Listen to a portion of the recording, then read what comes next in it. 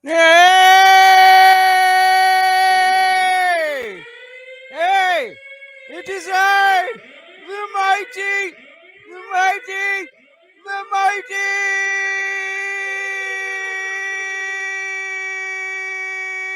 the mighty soap. Woo! Woo! Woo! That was too much there. Do do do do do do do do do do do do do psyche soap. Do do do do do psyche soap. Do do do do do do do do. Hey, did you miss me, you guys? I miss you guys. Hey, hey, stop that! Fucking stop that! Shut up! Whatever. I do what I want. Do what I want. Shut up. It's my show. Do what I want. Yeah, we're in the bucket.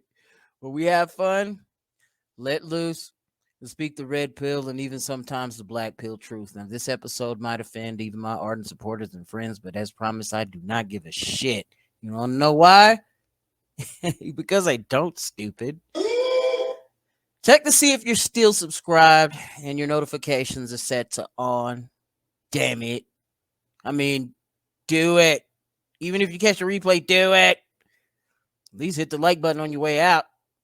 So, I usually upload the playback on BitChute, Odyssey, MGTOW.tv, and the audio-only version on Anchor, Spotify, iTunes, Google Podcast, whatever thing that you probably may be seeing down there in the ticker or whatever. But this show may contain coarse language and adult situations, and parental discretion is highly advised. In other words, you best not bring your damn kids into this.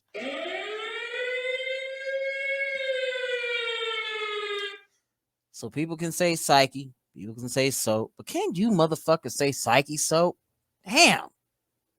Oh, man, again, I can't even get one at bat in this motherfucker. Okay, we can get an at bat, but can we get a hit in this motherfucker? Well, fuck it. Nobody bats 1,000. Truth hurts. Fuck it. Now, yeah, I got a Cash App, $Madcap, and no, I will not JB Gunner you. Ooh. I'm here to do my damn thing. We got some articles, got a pretty good little show going on, and then after the show, I will be premiering one of them things that make you go damn! Psyche soap, and they'll be on all the new channels, the alt channels, the backup channels. They're on the backups. Whether you're on the Odyssey, whether you're on the MGTOW.tv, whether you're on BitChute. Hey, that last one though, the part 39 was so grisly that even some of my alt text was trying to keep me from uploading that shit. I had to age restrict the shit before people got to see it. So be sure that you're logged in also so that you could take advantage of it. I know y'all some grown ass men. You know how you do. All right. Okay. So what the fuck are we on right now? Oh, some good old fashioned MGTOW booger note funk.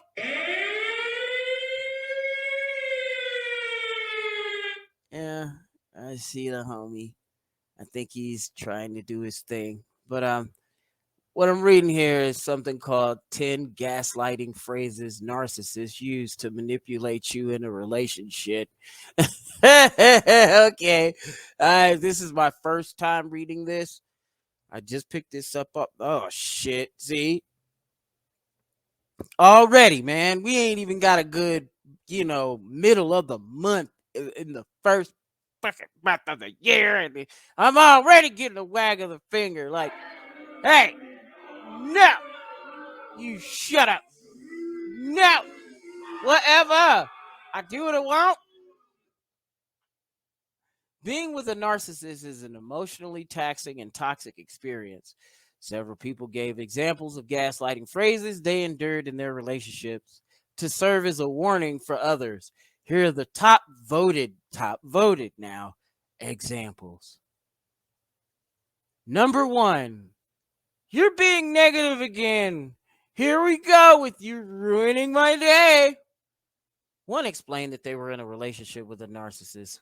Whenever she brought up something that bothered her to and to hold him accountable, he would reply, "You're being negative again.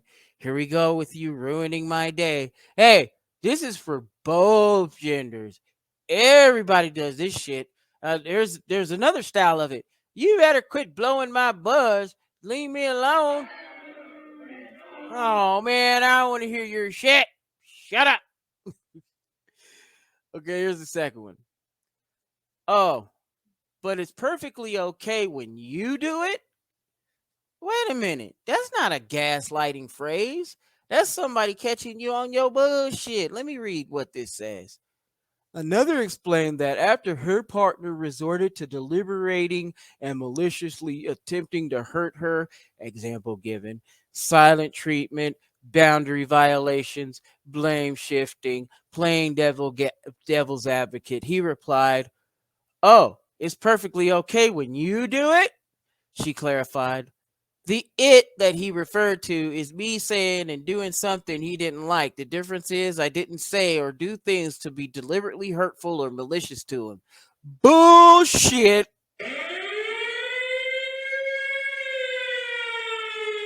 And then she goes on to say, instead, I often express my hurt and frustration at him for not fulfilling obligations and not respecting the relationship's boundaries.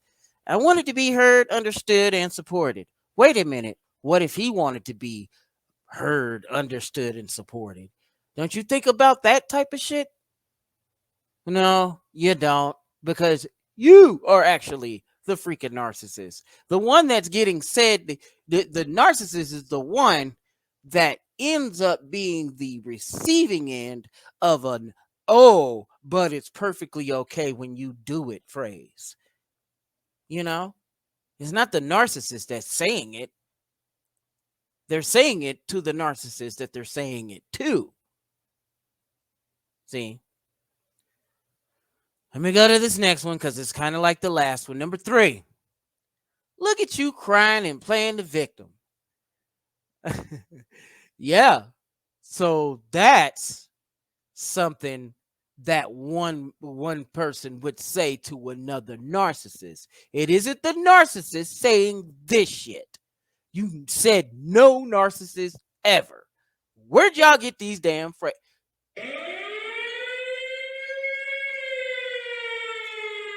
Because so far, and I'm into just the third one, I'm starting to think that someone is, experiencing what I would call, or has put up what I would call an accountability blind spot.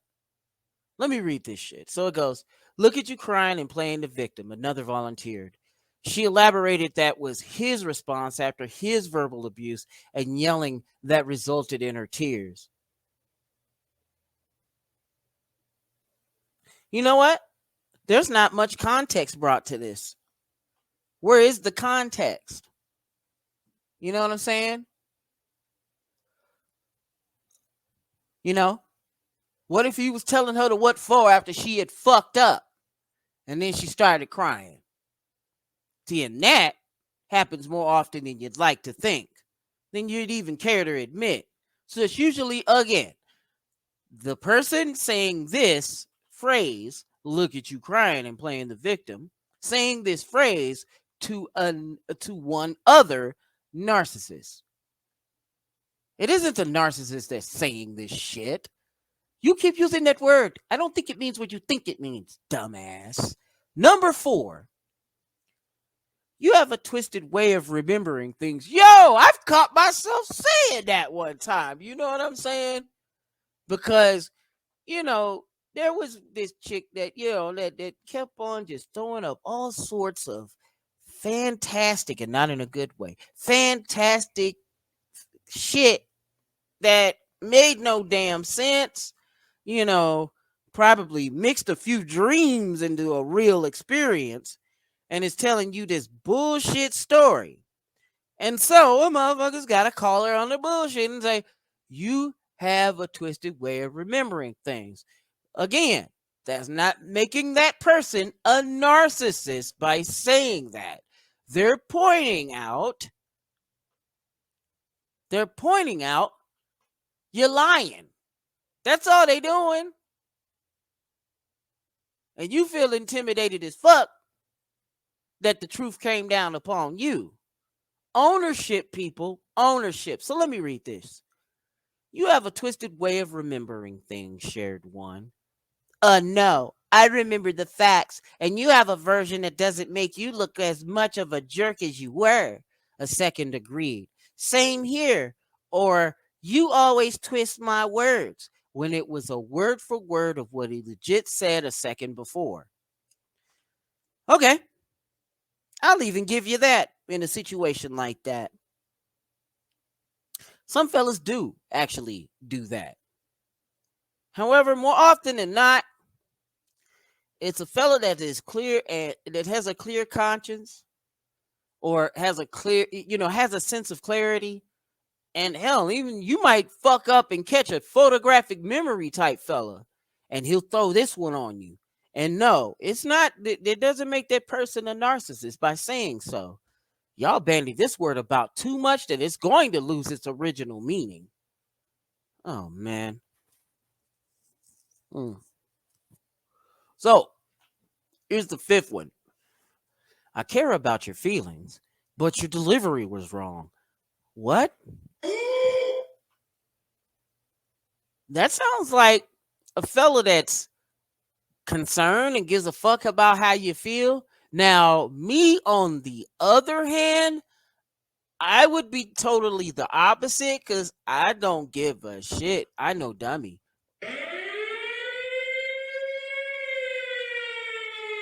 I don't give a fuck about your feelings, and your shit was all the way fucked up. But this guy was a lot more nicer, and that makes him a narcissist? Let me read on. One person expressed that their former partner would claim to be approachable about discussing issues in our relationship, but that my delivery was wrong every single time. Another shared, me too.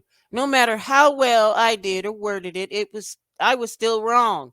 I said a word the wrong way. I didn't have the right tone. I was XYZ. It was exhausting and frustrating, and it beat me down. You know what?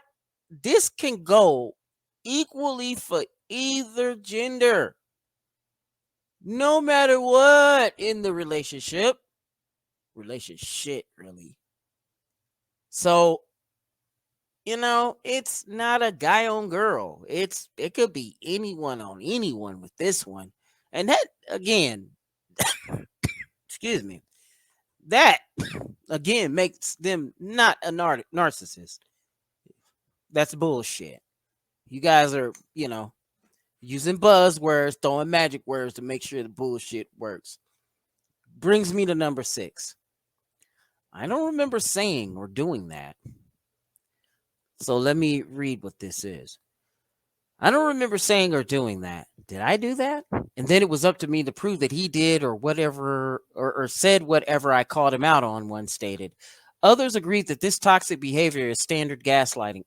Yeah, it can be gaslighting. But did you ever consider that person actually didn't remember what the fuck you said or did? Could you be talking to the motherfucker while he's smoking weed? What's really going on? Yes, this can be gaslighting. This is probably the only thing that does definitely denote gaslighting. I get that. Some can use that no matter which sex to their advantage and sabotage a person. And yeah, okay, you got one past the fucking goalie. But at this at this point it's 5-1. 5-1, yeah. 1 and 5. No one here gets out alive, yeah. I'm gonna get my whole kicks till the shit house goes up in flames. 7. Threatening divorce. Now, this isn't gaslighting. And yes, this can come from narcissistic people. That's correct. So let me just read what this is. Another person explained how their ex partner would threaten divorce if they attempted to establish a boundary or stated a need that they were unwilling to respect. They elaborated that when they didn't behave in a manner their partner expected, their ex partner would state, I wasn't ready to be married. Oh, shit. Now, that's when you are seeing trouble in paradise, man. So I can understand that. Okay. You're doing great so far. 5-2. All right. Number 8. Oh, no. That's not what I meant. So this is what's up. Check this out. After seeing something horrible and mean and hearing me confront him about it at a later time because I was bothered by it, I would quote him, by the way, just repeating what he said or did. He would say in a very matter of fact tone, oh, no, that's not what I meant, as if it's my fault for misinterpreting his horrible behavior, one shared. It was before I knew what gaslighting was. You still don't, but okay. Back to the story. It drove me crazy. Well, that's what you said, and that bothers me. After that, the conversation would go nowhere, and he'd never take responsibility. Now, hold up. This can also flip the other way, also. You know? So, no matter who in the relationship, the man, the woman, the it, the she, it, they, whatever the fuck, pronoun, get down, happy town. I don't give a fuck. But anyway, oh no, that's not what I meant. Can be used by anyone for anything. And yes, this can be used by a narcissist. You're catching up there. 5-3 article. All right. So number 9. You always do this. Yo, that usually does not come from a narcissist. And it's usually some shit you probably did, some all around bigotry and niggotry and all sorts of stupid ass party and bullshit, negativity and all that, all just me and all that bull crap and all of that bullshit. So yeah, you always be doing all of this foolery and all this shit. No, it's because a motherfucker getting tired of your shit. I don't even need to read this shit. And I know what's going on, but we're going to do it anyway. One user shared, whenever we'd have tension, I'd ask if everything was okay. We should smooth it out if anything was wrong and get back to our usual oddball shenanigans. He replied, you always take things out of context. You always read into things. You always have problems. You know, you kind of got a point, but no. That's when he caught your motherfucking ass doing some stupid shit. But the article goes on to say, they continued, until I educated myself about narcs and gaslighting, I fell for it pretty much every time. Stop making a scene. Stop telling me there are problems that we need to smooth over. Just deal with me in the good times. brush the bad or out of the ordinary right under the rug and forget it. No. This guy probably called you out on your bullshit. No, you needed to cut the bullshit out. No, you needed to cut the shenanigans out, and then you could get back to your usual shenanigans. But you took the shenanigan too far 9 times out of fucking 10, and then the man called you out on your bullshit, lady. No, no, that's 6-3. Okay, like the Supreme Court. So we're gonna go to the next one. 10. Ooh, this is my favorite. You are being too emotional.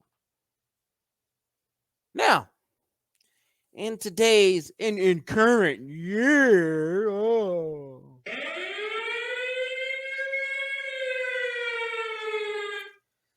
you're being too emotional, and this can come from anybody really, but it's usually again calling your motherfucking ass out. A final user shared the classic, "You're being too emotional."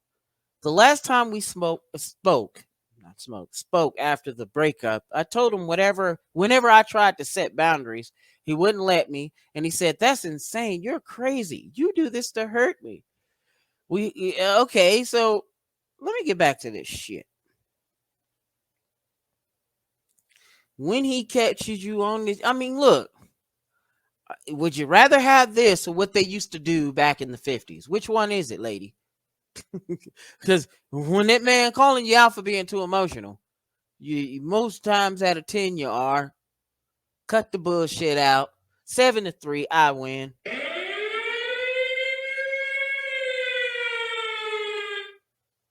You need to cut this the fuck out. Okay? Most of this shit, that means 7-3. I'd like to say 70-30.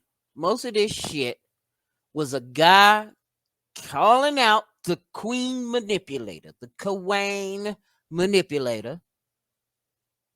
Not out of, not out of selfishness, not out of narcissism or anything like that. You know? And I know it's tough from you getting it, like, straight from the guy. I know it's tough, but damn, sometimes you too need to rein in your bad behavior or incorrect behavior and inappropriate behavior, whatever you want to call that goofiness, So don't hit us with that new age, feminism babble. That don't make no sense, lady.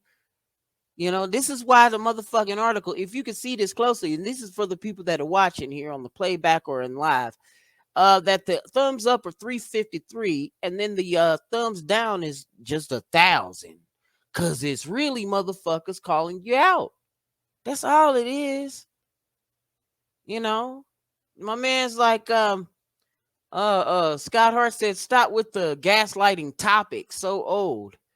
And Jack James goes, "Gaslighting is a colloquialism, loosely defined as making someone question their own reality. The term may also be used to describe a person who presents a false narrative to another group or person, which leads them to doubt their own sanity or perceptions and become misled, disoriented, or distressed." This was from a Wikipedia article.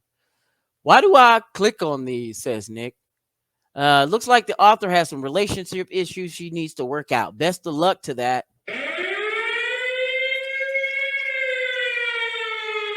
Right on. And my man Ian here says, "Why speak after a breakup? That makes no damn sense." And then the guy, he responds with, "Ye old backslide midnight special. It up the midnight special.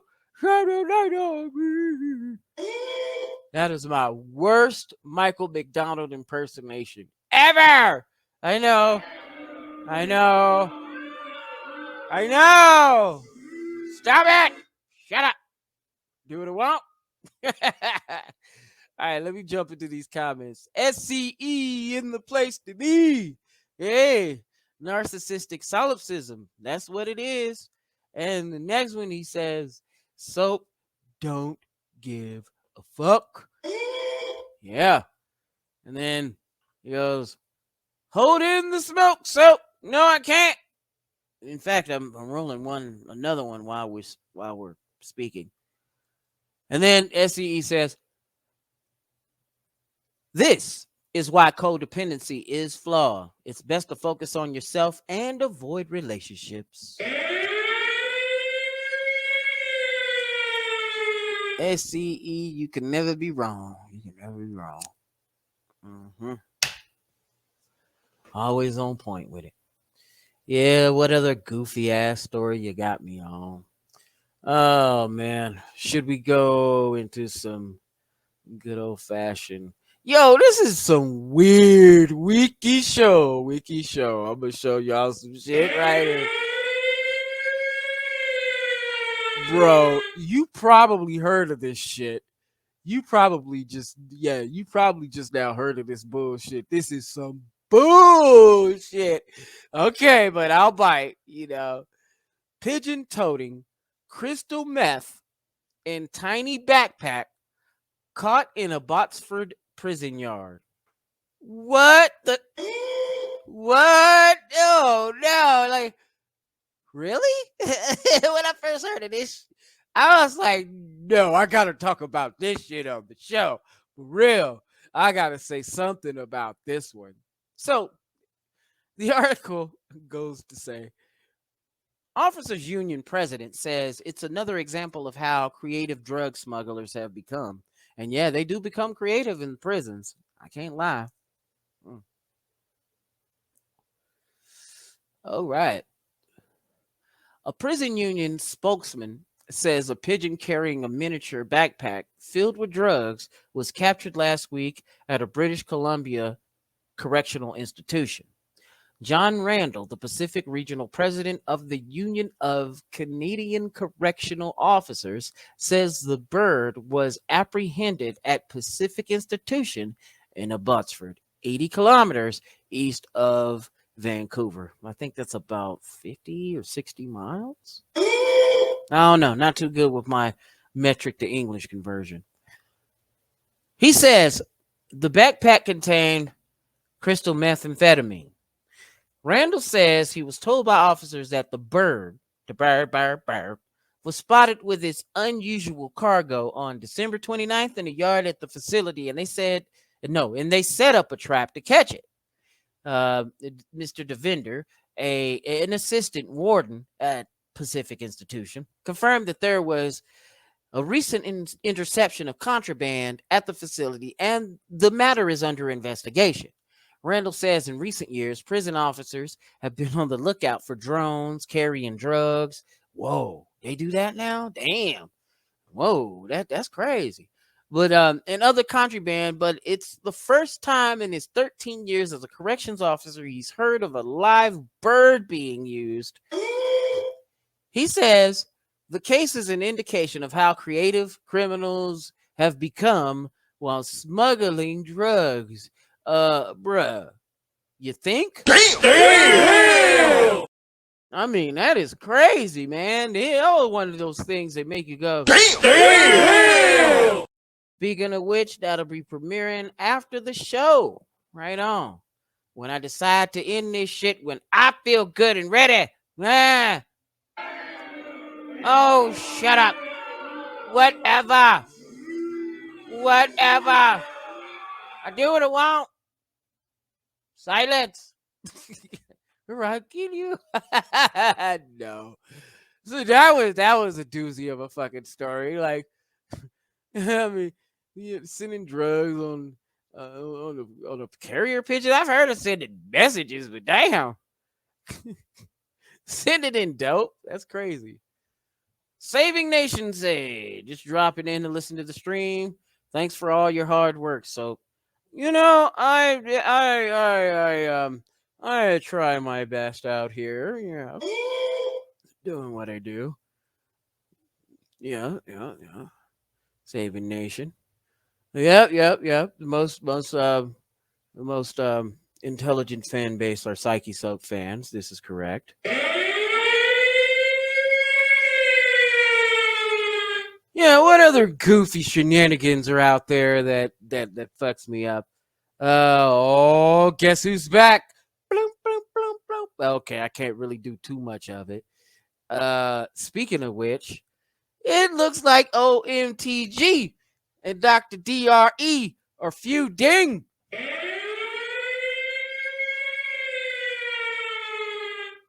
Man, she has the whitest teeth I ever came across. Okay. Representative Marjorie Taylor Greene posted a video on Twitter using the instrumental of Dr. Dre's Still DRE. She later lashed out at Dr. Dre in a statement to TMZ. She said she would never play your words of violence against women and police officers. Okay, you wouldn't play the words, but you would play that man's music.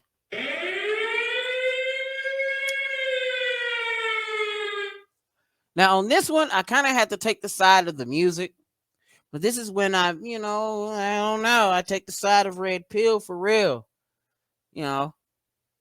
So, Republican Representative Marjorie Taylor Greene on Monday morning posted a video to her Twitter account showing her walking to the House floor as the instrumental of Dr. Dre's Still DRE played in the background. Hours later, she was locked out of her account and engaged in an entertaining back and forth with the legendary producer and his attorney. Howard E. King, Dr. Dre's attorney, sent Greene a cease and desist letter for her use of Still DRE, alleging copyright infringement. He lambasted Greene in the process. One might expect that, as a member of Congress, you would have a passing familiarity with the laws of our country, King wrote.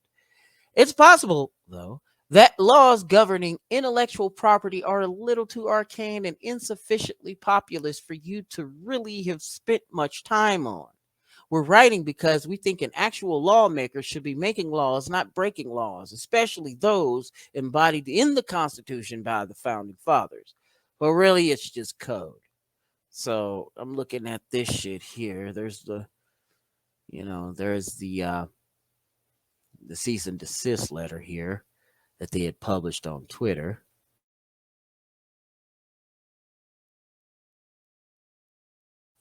So there's that cease and desist letter going on there.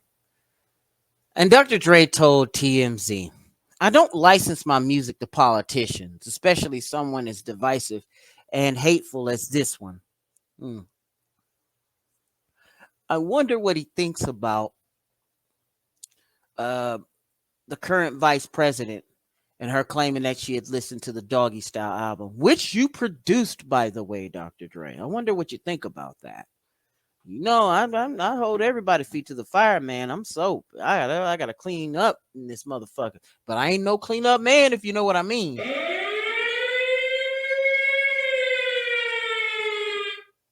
Prior to receiving the letter from his attorney, Greene addressed Dr. Dre in a statement to TMZ. While I appreciate the creative chord progression, I would never play your words of violence against women and police officers and your glorification of the thug life and drugs, she said.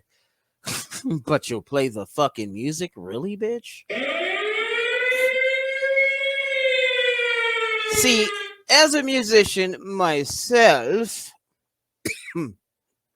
excuse me, as a musician myself, I mean, I see where Dre's coming from, you know, especially when it's music he made. Now, it'd be some shit if Marjorie Taylor Greene did like a country song or some shit and recorded it like a while back, like when she was young or some shit, and Dre sampled it. That'd be some crazy shit. Then this whole situation would be flipped on its ear, pun intended. So the video was taken down by Twitter and replaced with a copyright notice while Greene told TMZ her account had been locked. She was able to post an update on the ordeal Monday afternoon. And then she puts in her tweet the next episode. Turns out Dr. Dre's team took action, reaching out to Twitter to get the video taken down. As a result, MTG tells us she's been locked out of her Twitter account for using Dre's copyrighted work without permission. MTG also has some words for her own for Dr. Dre in an exclusive statement to TMZ. She says, while I appreciate we said this shit already.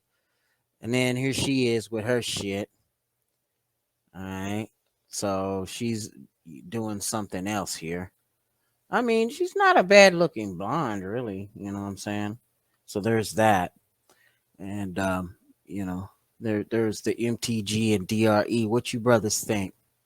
All right. Oh, the Slick Malt Liquor, boo!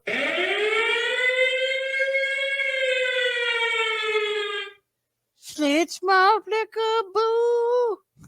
or what's that shit? Anaconda Malt Liquor. It makes you go. Yeah. You know what I'm saying? So let me see here. SE says, as long as she plays the music, she pays the royalties. True.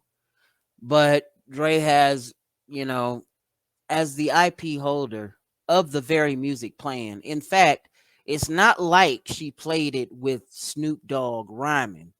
It's the part that she played, you know, she just played the instrumental is all she did. A lot of motherfuckers play that instrumental and think you're making a grand fucking entrance. You need to get some music for me.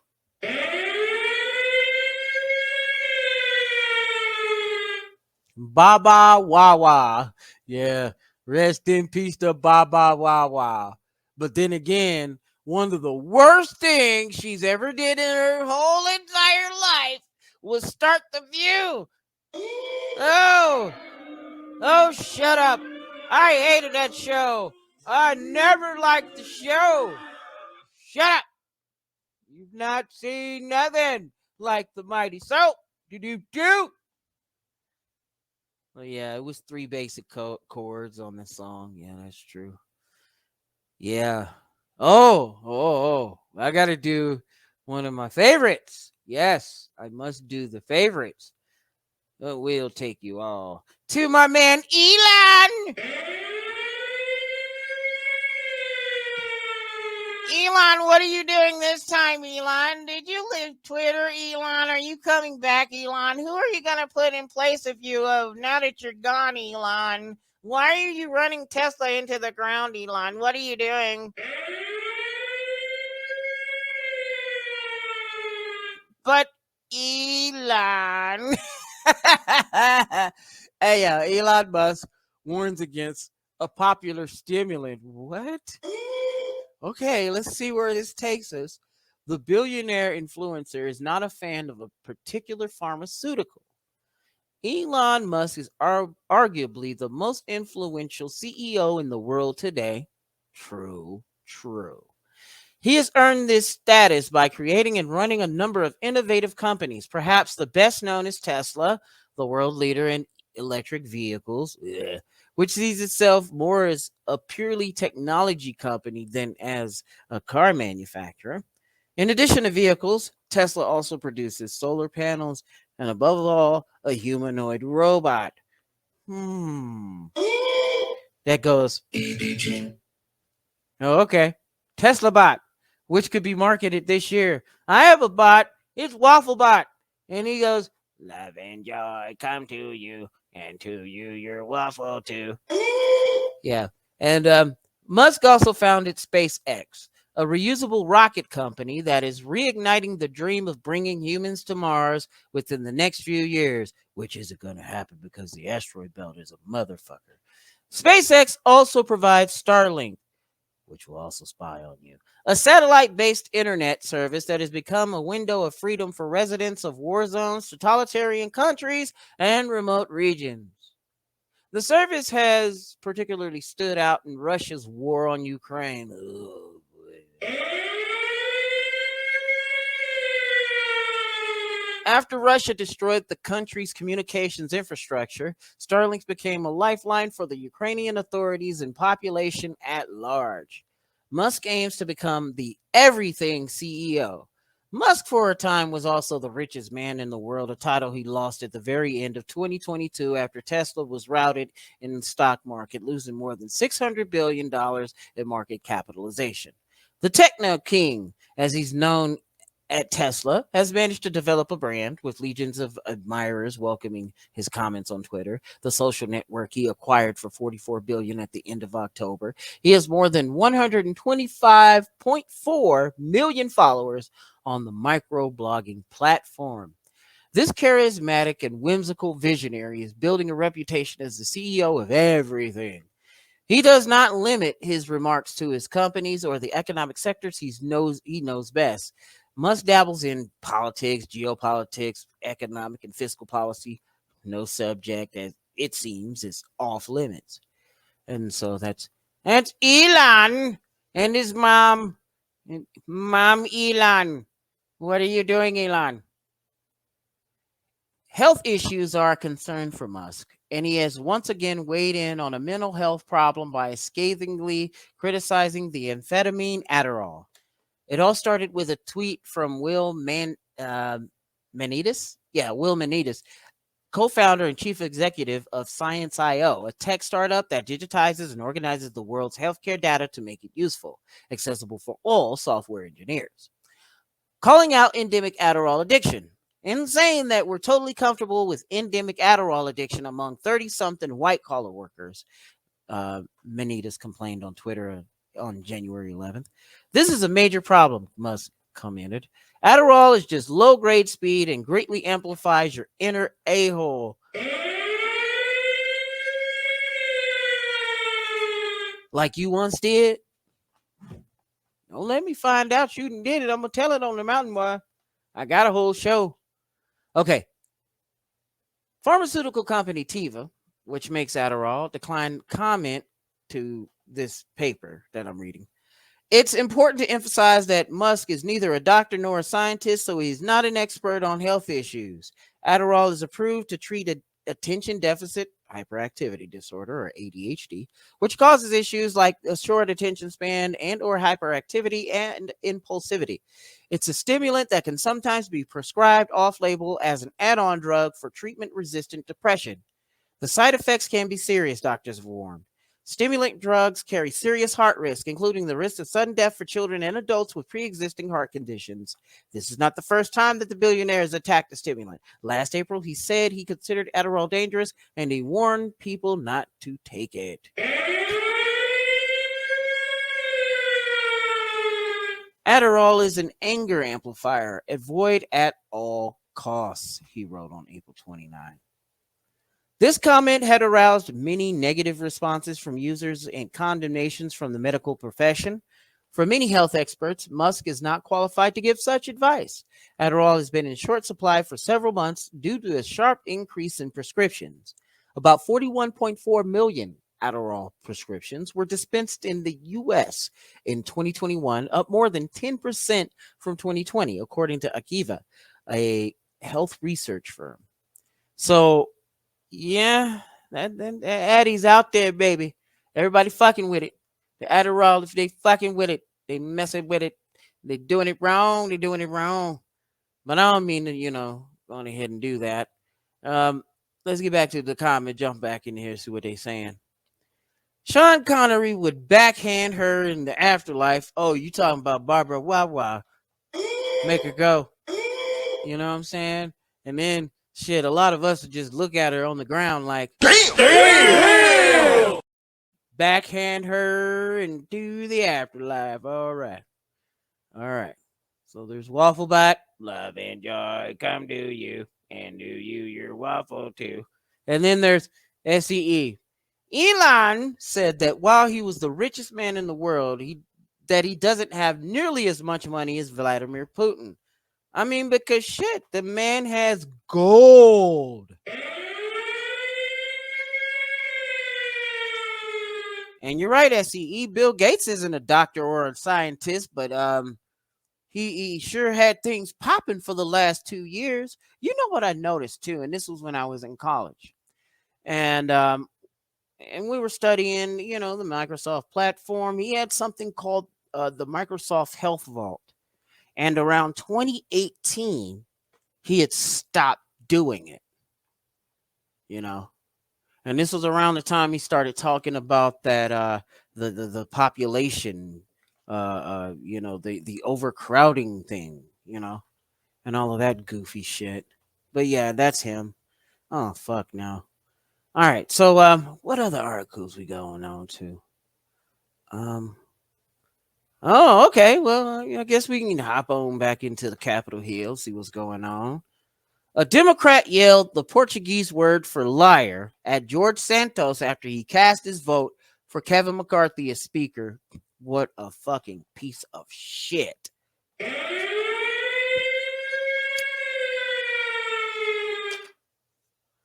This motherfucker right here,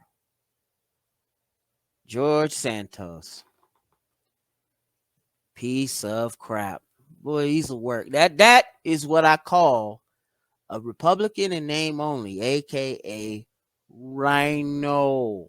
Okay? Rhino. This motherfucking, this is the face of an unreal Republican. This motherfucker lied to the utmost and has got, he's a representative elect. He just got on this shit. You know, he's there now. He's no longer elect. He's there now. Or is it going to be March the 20th when they get in the office officially? They're going to let this motherfucker in even after lying to get in here. And he knew it. He even admitted it. Shit. Yeah, I'm going to tell it on the mountain. Fuck all that. Someone on the Democratic side of the House chamber yelled, "Mentiroso," at Rep-elect George Santos. The word means liar in both Portuguese and Spanish. Recent reports revealed Santos fabricated vast swaths of his resume while campaigning for office. So I do that, bro. I don't even see the inside of an interview. I don't even see the inside of an office. But this motherfucker can do it. And he's got a term in office? Like, what the am I doing something wrong? Anyhow, a Democrat called the representative-elect George Santos a liar in Portuguese on the floor after he cast his vote for representative-elect Kevin McCarthy as Speaker of the House on Tuesday. It's unclear who yelled the word mentiroso, meaning liar, in Portuguese and Spanish, but the Washington Post report it came from the Democratic side of the chamber, and it was directed at Santos, who says his parents are immigrants from Brazil.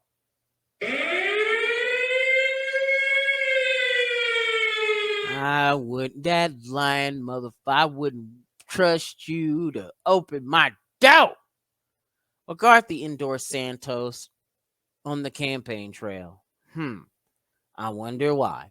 And Santos responded by giving a glowing endorsement of McCarthy to become the next speaker. Bad move.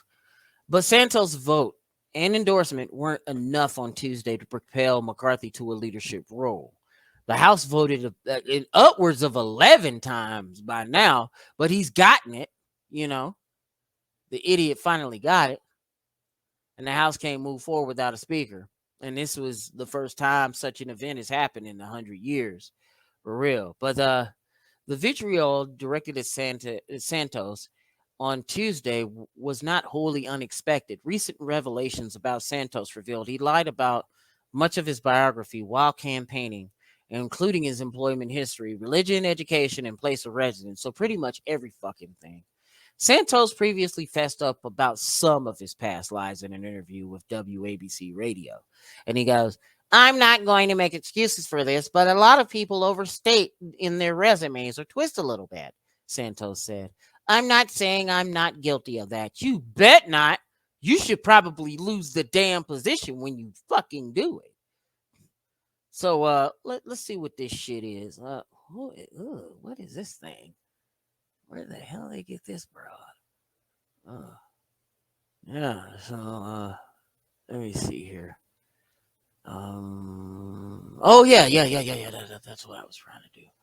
So we'll just put this up, get this going, and show you what it is. Congressman George Santos is rejecting calls from fellow Republicans to resign. Santos has admitted to lying about his life story during his campaign, and he faces multiple ethics complaints. Today, we have new information about the New York GOP congressman. Caitlin Huey-Burns is joining us now here in Studio 57, not from D.C. Good morning to talk a little bit more about this. Good morning, Caitlin. Good morning. It's so great to see you. And this is a story that is evolving by the minute, it seems. And one of these newest developments is that you have all... Well, GOP Congressman George Santos is rejecting calls from fellow Republicans to resign. Santos has admitted to lying about his life story. Okay. You know what it is. So the motherfucker lied. Oh shit. Looks like my damn browser's on the blink. During his campaign, and he faces multiple ethics complaints. Today, we have new information about the New York GOP congressman. Caitlin Huey-Burns is joining us now. Joke. He's an international joke, but this joke's got to go. Republican leaders in the New York County that embattled Congressman George Santos represents are urging him to resign. George Santos, to me, is a bunch of lies. Joe Cairo chairs the Nassau County GOP and helped to vet Santos. He made statements. We believed him. We trusted him. It was all a falsehood. But so far, Santos says he's not going anywhere. You step down. I will not. The floodgates are now open. On Wednesday, 4 Republican congressmen from New York called for Santos to resign, including Representative Anthony D'Esposito. I wanted to make it very clear that that is not our brand. That's not what we stand for. Santos has already admitted he lied about his education, work history, and claims his grandparents fled the Holocaust. But he still refuses to answer how he financed his campaign. A CBS News review revealed contributions of more than $10,000 from a controversial Chinese donor and more than $18,000 from the cousin of a sanctioned Russian oligarch. You know, in America today, you're innocent till proven guilty. The GOP has a razor-thin majority in the House, and despite calls from some fellow Republicans to oust Santos, Speaker Kevin McCarthy said he still has plans to seat him on a congressional committee. He is not going to lose the lion, motherfucker. They're still going to keep him. They're still going to freaking keep him. What's up, Bob? Yeah, they're still going to keep the motherfucker. What? No, man. You got the whole game screwed up, dude. Keep it going. It's the voters who made that decision. He has to answer to the voters, and the voters can make another decision. But Cairo says Santos no longer has a political future. Yeah, we're done with him. I feel sorry and sad for him that he has lived, certainly for the past few years, this life of lies. Totally untrue. And it's very sad and perhaps pathetic, but the people deserve more. So we obtained Santos's resume that he gave to Cairo, who you just saw in that interview. Yeah. And Is it an updated resume? No, this is the resume that he handed party leaders while he was running. And, you know, it's repeating a lot of these lies. And one of the interesting things that Cairo, who you just saw in that package, told us is that Santos claimed to have been a star volleyball player at Brooke College. And we, of course, know he never went there. Oh, my God. Like every day there's something new. It's outrageous. Yeah. So Kevin McCarthy, who is now speaker, Santos said he would support him to be speaker. He says, listen, he's probably not going to serve on any, major committees, but he could be on a committee. I want to play some sound from some of his fellow lawmakers and what they said about him. When you have your local party saying something so vocally, that's not a helpful sign. He's been elected by his folks, and he'll have to deal with his issues with the ethics committee. I've been clear in public in that, I think there's some legitimate concerns being raised about how he conducted himself during the campaign. So this situation is fascinating to me. It's quite a conundrum for the Republicans because they have a very slim majority, right, in the House. While there are New York Republicans that are outraged by this new information about him, I don't know if we're hearing so much outrage from the actual people who voted for him. I don't know. And they are the ones that made the decision to put him there. Well, and that's what Santos said in his statement is that he doesn't respond to these party leaders back at home. He responds to the voters. We spent some time in his district yesterday, and Republicans who have voted for him, they do feel duped, and they feel more so like this has caused a spectacle at a time that they just want their lawmakers to focus on things they campaigned on, like inflation, the economy, crime. So it's more so that this has become such a big deal. News crews are everywhere. I want to see that. Y'all want to see that shit? I want to see that. Tell it on the mountain, damn it. Trying to talk to everyone that they can. But you bring up a really good point because there's such a political dynamic here to consider. in New York, you have Republicans, wanting to distance themselves from this guy, and it benefits them politically because, they have a message that they want to put out. This is not what we're about. New York, of course, has been plagued with scandaled politicians. Right. But in Washington, it's a very different dynamic for McCarthy because Santos actually flipped a Democratic seat in 2022 and essentially helped McCarthy win that majority. So in New York, the rules are if someone resigns, they have to have a special election. And this is a really competitive seat, and a Democrat, could stand a chance of winning. And so going that route really puts Republicans in a situation that they could lose this seat and make their majority even slimmer. When you spoke to voters in his area, did they talk about possibly having him removed, or was it that they just wanted to get down to business? Well, it's such an open question right now because you have this kind of new dynamic where before Republicans in New York were kind of silent on this. They were waiting to see how this plays out. So that's something I'm curious about is whether and how these Republicans coming out yesterday from New York make any difference on the voter. So that's something to kind of watch out, whether that public pressure builds from his voter base, but there's still this question of how effective he can be. If he's not serving on top committees, how effective can you be if every day you're at the Capitol being chased by reporters asking about your bio? How can you focus on anything else? So for people who might not be up to speed, can we talk a little bit about the various investigations that are going on, including possible ties to a Ponzi scheme? Yeah, so this was something that he has acknowledged a company that he worked for was later involved in a Ponzi scheme. But again, there are so many questions here. There is this question. Is it FTX? That's the question I want to know. Of what legal exposure he would have, because you can't really be indicted for lying on your resume, right? Which is what one of his arguments. Exactly. And you've had some of his defenders say, look, politicians lie, which again, not a great defense. I know. But in the terms of the legal exposure, there are these questions about how he financed his campaign. Remember, on his campaign finance reports, he was claiming to make over $700,000 from this organization. So there are lots of questions too about where he got some of his money, ties to some Bolsonaro. Frankly, sketchy people. So that is going to be kind of the central question here. And that's something that we just don't know the answers to. But to your point, there's federal and local investigations. And also, lawmakers want him to face the ethics committee. So we'll see how that goes. Caitlin, I know you're going to be keeping on it. Thank you very much. See you. Yeah, y'all crazy. Yeah, fair use, motherfucker. Now, they could have did a little better on the lighting, but no, it's all good. We worked with what we had. And in that news, it was like, when I got the news about this, there's too much fishy shit going on. I mean, the fella claims he's from Brazil. And then there's a shit. I don't know if you guys know this or not. There's a crisis going on in Brazil, sort of like a January 6th like event happened there, and the guy who lost the election was exiled to here in the States, over in Florida, most notably. And the United States is trying to let their puppet in so they can unleash the globo homo, if you know what I mean.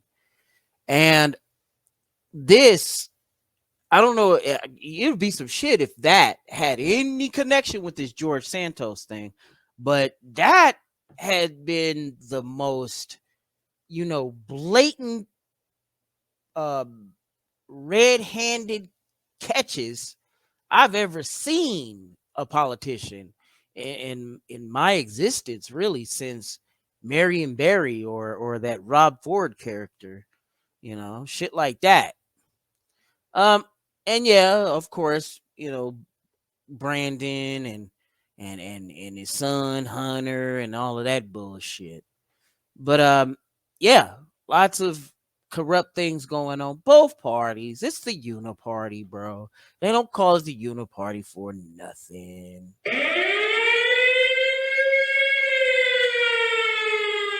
No, yeah, Polsky Bob, you always gotta run. Well, at least hit the like button, sir. Mr. Sir. All right, let me see here. SCE say, remember soap? Event 201 was held on October 18th, 2019. 6 weeks later, there was an outbreak in Wuhan. It's been 3 years now. Well, there's another thing too that nobody wants to mention also. And I'm afraid it might be a slap on the hand for Trump on this one. You know that notice that Brandon is now in a not just a battle or war with weapons and tanks and small arms and things of that nature. Well, just before that shit started, the thing 3 years ago, the thing, just before that thing started though, there was a lot of talk in the media about Trump waging a trade war with China. Kind of funny how that ended, kind of funny. Tell it on the mountain, boy. And you say that Bill Gates belongs in a boiling pot of human excrement. Ugh, oh no. What the fuck?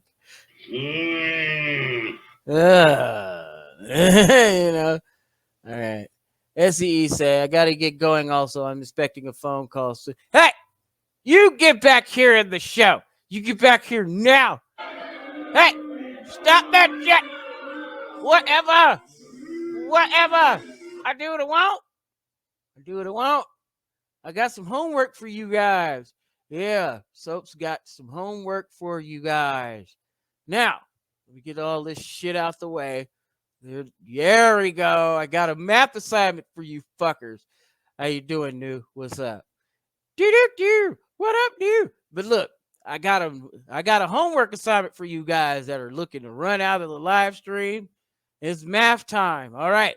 So little Jimmy over here, he starts the day with a bushel of 12 fucks. Now, little Jimmy ends the day with a dozen fucks left in his bushel. Now, at the end of the day, how many fucks did little Jimmy give that day? No steady, big fellow. None. He gave 0 fucks, sir. Oh, shut up. Whatever. I don't want to hear it. So there's my homework for you guys. Turn it in and don't forget to put your name and date on that fucking thing, man. Let me get this shit out of here. You want to know why? Because Cookie Monster knows what this is, man. He knows, man. All right. Any other fucked up articles that may come across? Oh, hey, this might be fun. Oh, this might rile up some people. Minnesota is poised to ban Christians, Muslims, and Jews from teaching in public schools. Oh, man, that looks like Minneapolis. Now, what is that guy on the left up to? Like, what the hell, man? No steady, big fellow. Mm-hmm. Like,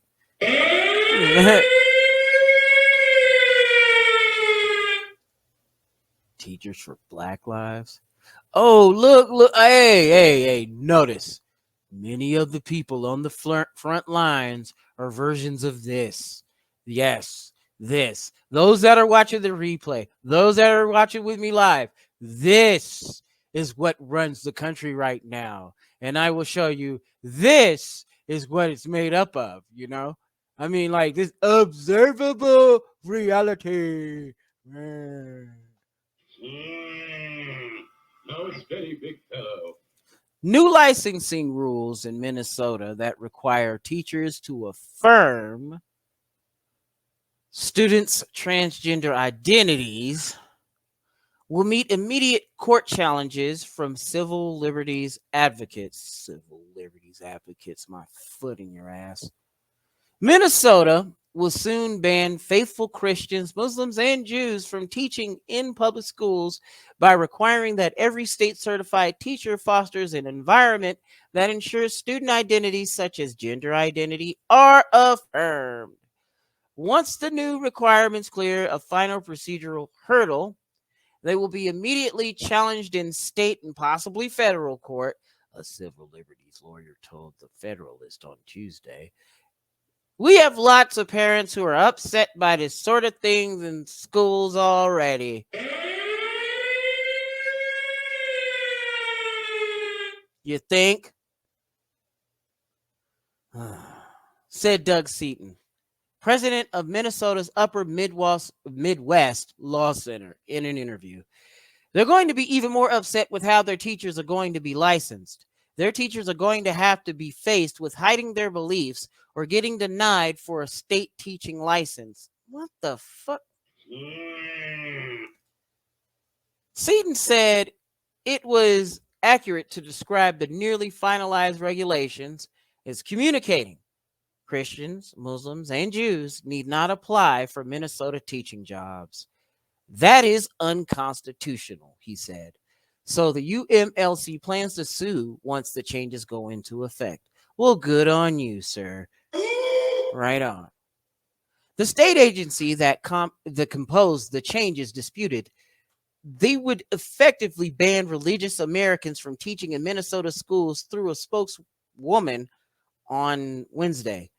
The spokeswoman did not respond to a follow-up asking how Christians, Jews, and Muslims could adhere to their faith while complying with the licensing requirements that all new teachers publicly reject their faith declarations that God has created only two sexes, male and female. Now note, these are the Abrahamic faiths.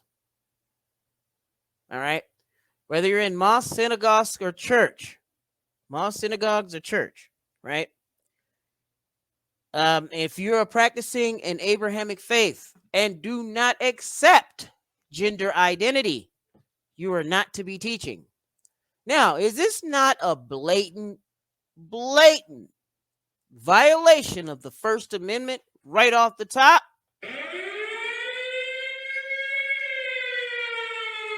You decide. Well, let's see here. Minnesota's Professional Educator Licensing and Standards Board, PLSB, a division of the State Department of Indoctrination, you might as well say it, indoctrination, has been working to change teacher certification requirements since 2019. Its latest public draft, which is finalized save for a few tweaks that don't affect the content, includes multiple requirements that licensure candidates publicly support critical race theory and transgender ideology and include both in their teaching. Teachers must receive state licensure to be employed in Minnesota public and many private schools. All right, Minnesota, if this is not a cue to either teach at or bring your kids to private schools, I don't know what the hell is.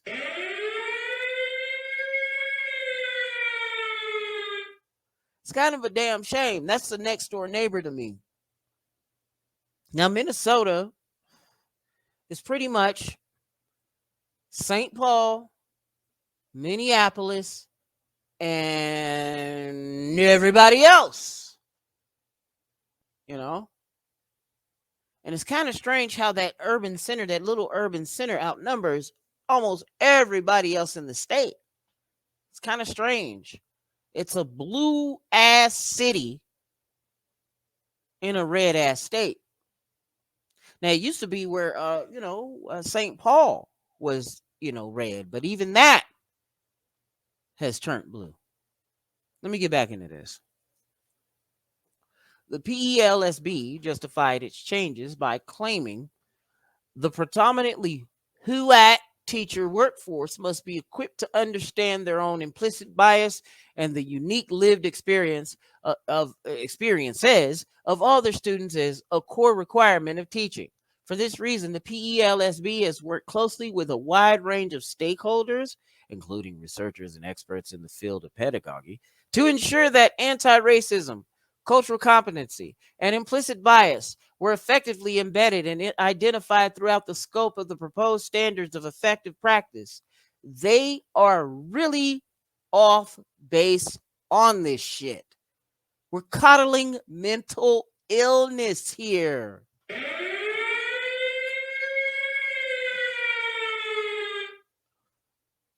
And it says, standards for effective teaching. 1A in the nearly finalized regulations requires a teacher candidate, to affirm the validity of students' backgrounds and identities.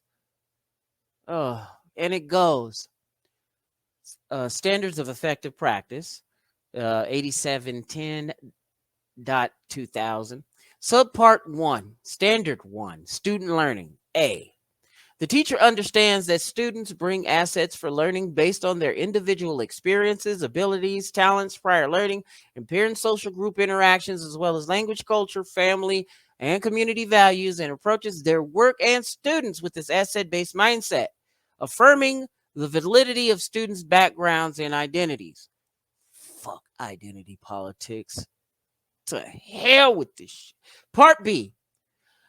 The teacher understands multiple theories of identity formation and knows how to help students develop positive social identities based on their membership in multiple groups in society. That has got to be the school or the government's way of putting out this ring for you to kiss, and you better get on your knees and denounce your God. Because this is not the church, the synagogue, or the mosque. This is the school. And we're in the school, we rule. And we can't have you here with all of your bullshit. Whatever. I don't care. I don't care if you don't like it. I don't care. I do what I want. Shut up. Standard 2D requires that a licensed teacher fosters an environment that ensures student identities such as race, ethnicity, sex and gender identity, sexual orientation are historically and socially contextualized, affirmed, and incorporated into a learning environment where students are empowered to learn. Okay, these are high school and down. What the fuck are you doing? Bringing the bedroom into the school. Well, why are you bringing your faith to the school? You teachers have been doing this shit for centuries now. And you think it's your Brown versus the Board of Education moment, but no, it is nothing like that. This is no victory for that bullshit. This is that Nathaniel. No. That's that Harrison Bergeron shit. A Kurt Vonnegut story. Somebody picked up in college, you know what I'm saying, where, the guy was put in a situation where he was the most talented, but they had to handicap him all the way the hell down until they were equal, and I put in quotation marks, equal to the rest of the people there. Equality can go too far. In equity, all you're doing is throwing more magic words at the problem and expecting a bunny to come out of the fucking hat. Ugh. Anywho, what y'all think about that shit? Get hop on into the comments. All right. Six Mount Liquor say, no different than most of the other fuck bags in Congress. That's true. All right. Yeah. There go new. Okay, so what's the other shit we got up in here? Yeah, I'm gonna get that on out the way. No, speaking of equality, yeah, let's go to the let's go on over here to this White House. The rules apply to everyone except Mrs. Biden. People are angry, as well as they fucking should be. Damn it! Like what the. While Republicans have been in the center of social media criticism over the last 10 days, The first lady is feeling a bit of heat alongside her husband, Brandon, after considering a ban on gas stoves to combat harmful air pollutants. A photo of the first lady using a gas stove has made its way around Twitter. Yep, made its way around. And you're trying to ban gas stoves, you stupid mother. No steady, big fellow. Posting a photo to her own Twitter account, Jill became the brunt of social media scorn, as well as she should, as a federal agency is considering a ban on gas stoves. The issue with this photo is that it's from 2020. Of course, hey, that ain't that long ago. Shit. Of course, that didn't stop Twitter from ripping into the Biden administration for a supposed hypocrisy. Yeah, supposed. How much you want to bet she still got that damn gas stove? Okay. All right. So a user commented that a slogan that's been revolving along with the picture of FLOTUS: rules for thee, not for me. And you're correct. And someone said that Jill Biden should apologize. You know? And then this lady goes, the Biden administration, the Brandon administration, excuse me, is going to outlaw gas stoves because of climate change. And here's Jill and her gas stove. What the hell? Why the hell does she look like Rick Wright from Pink Floyd? No steady, big fellow. Okay. All right, we continue. What's going on?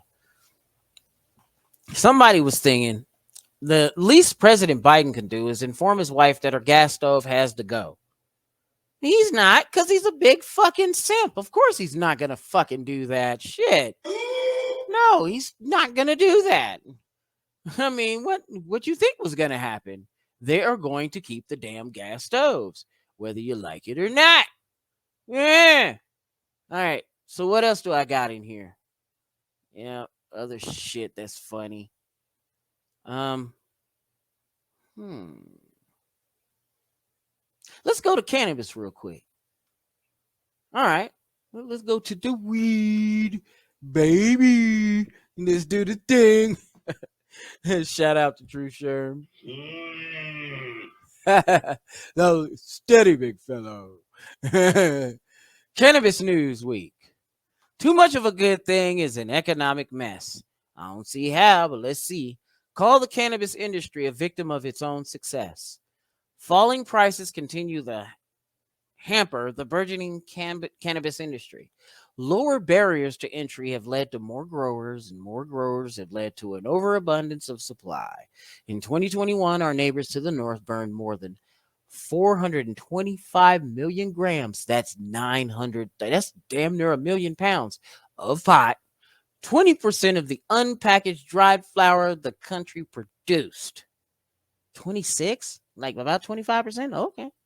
Over and above the unpackaged dry plant, there are more than 40 million grams of unpackaged extracts, edibles, and topicals were also destroyed. Destroyed? Damn. The estimated cost of the product that was destroyed is in the billions. The 425 million grams destroyed is likely only a fraction of the cannabis that was grown but has no market. Tons of product remains in inventory in various formats, says Stuart Maxwell, a crop consultant and founder of Elevated Botanist. He told High Times. High Times. That was one hell of a magazine before this shit got legal. Now it's legal. I thought I'd never see this shit in my lifetime, but it's here. All right, well, let me keep going. I've seen frozen product offered on the market that is several years old. What? Damn. Whoa. I don't have the damn up here with me. I think I could bring that up here. I think that does deserve a damn. Shit, man. That shit was available for years? Damn! All right, okay.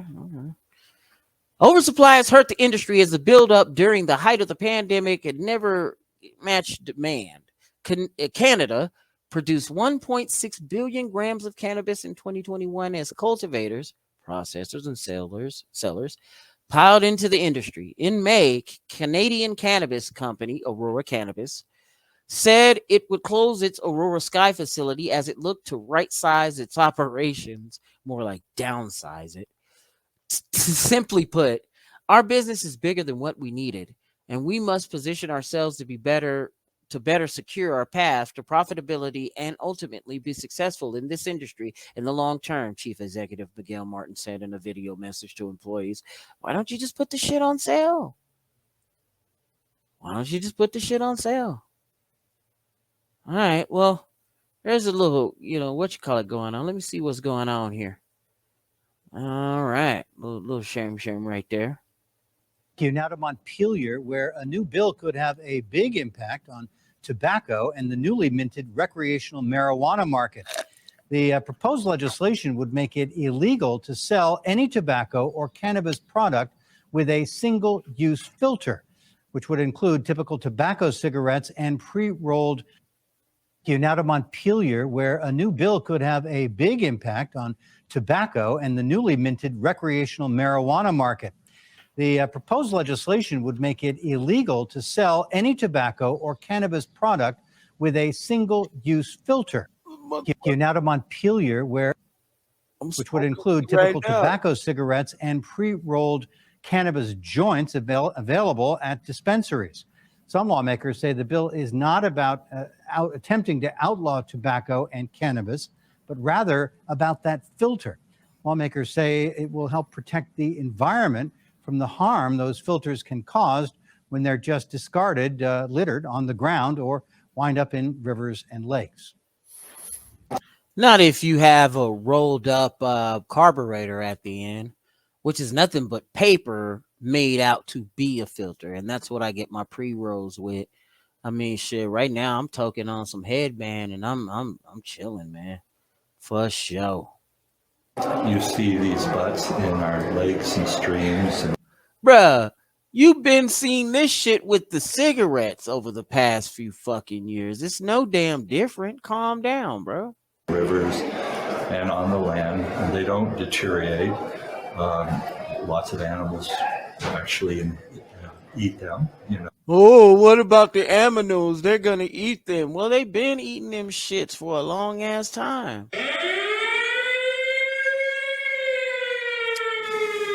Especially old cigars, old cigars, and old cigarette Marlboro butts, or some of them damn Camel, the ones that you break and it turns into a menthol or whatever. Yeah, that type of shit, So yeah, they been eating on them fucking things, chewing them like bubblegum and shit. But anyway. And it's bad for the fish. Supporters say it's another way that they can help make Vermont a greener state. Well, isn't that the Green Mountain State? Anywho, well, that's some cannabis news. I think we got some more in this motherfucker. Let me find something here. Okay. And so we went from Dre. We're still on cannabis, and we can't mention cannabis without mentioning Snoop Dogg. All right. So from cannabis killing 100% cancer cells to Snoop Dogg microwaving his blunts, Benzinga's most read marijuana stories in 2022. So here goes another trying year for the cannabis industry. On the federal level, things happened. Biden's pardons and marijuana research bill, but still, advocates contend they were not enough. No Safe Banking Act and no legalization. Y'all are still kicking this fucking can down the road. All right. These events profoundly impacted the industry in a good, bad, and frustrating way and set up the foundations for progress in 2023. But the stories that most resonated with our audience this year included personal success stories, medical breakthroughs, the moves and grooves of celebs and politicians, as well as regulatory information. Month by month, these are the most read Benzinga cannabis stories in 2022. So I'll just go over these real quick. Last January, from Christian megachurch to cannabis, the minister who divorced the pastor's daughter and started a weed company. What? Brendan Wilder and his wife Anna launched a new brand, Highest Intent, in Oklahoma City. The brand combines herbs, mushrooms, and cannabis into daily wellness products.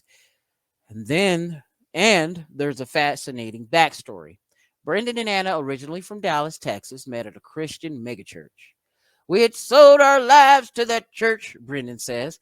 If you've seen the show Righteous Gemstones, which is hilarious, then you can get an idea of the life that I was living, Brandon reminisces.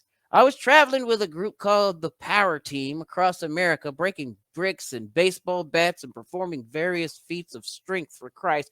Hey, I remember the Power Team. I remember the Power Team, dog. Yo, those were the Christian bodybuilder cats. They came to pump you up.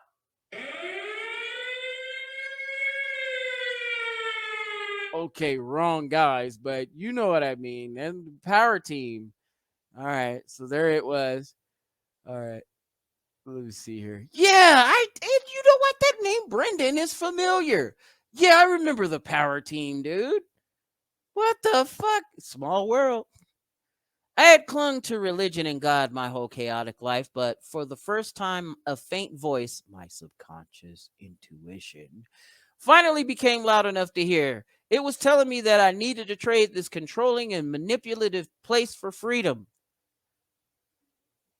Brendan said. And I don't know, he chose weed over God. That's kind of, I don't know, man. That's kind of different. So in February, Mississippi's main power supplier refuses to provide electricity to any and all marijuana related sites. What? What? What? What the fuck? After Governor Tate Reeves, Republican, signed a bill to legalize medical marijuana in Mississippi, the Tennessee Valley Authority, a main supplier of electricity to the state's northern region, announced that since it is a federally owned utility company, it must adhere to federal drug laws. So off with the lights. How could they? In a document obtained by the Daily Journal and confirmed by the Tennessee Valley Authority, the federal agency states that, given this important point, TVA will not direct any federal resources or funds to the cultivation and or distribution of marijuana. The statement was unclear if municipal companies that receive TVA power can serve electricity to legal cannabis facilities. What in the fuck is up with you reefer madness raised Republicans? What the hell, man? Calm down. Here, man, smoke this shit, dude. You tripping. You are having sobriety issues, man. March. And we remember this one, bruh. It just came to an end not that long ago. Russia releases a chilling photo of WNBA player Brittany Griner to ponder on Women's Day. Oh my God. Fuck out of here. Next. April. Cannabis and pancreatic cancer. Interesting. Botanical drug kills 100% of cancer cells. Research on the cell model reveals.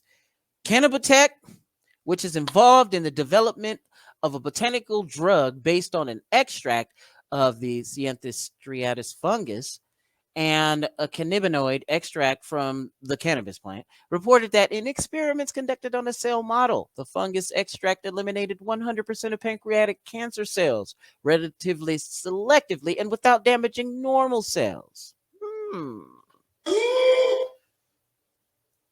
So, ain't that something? What happened?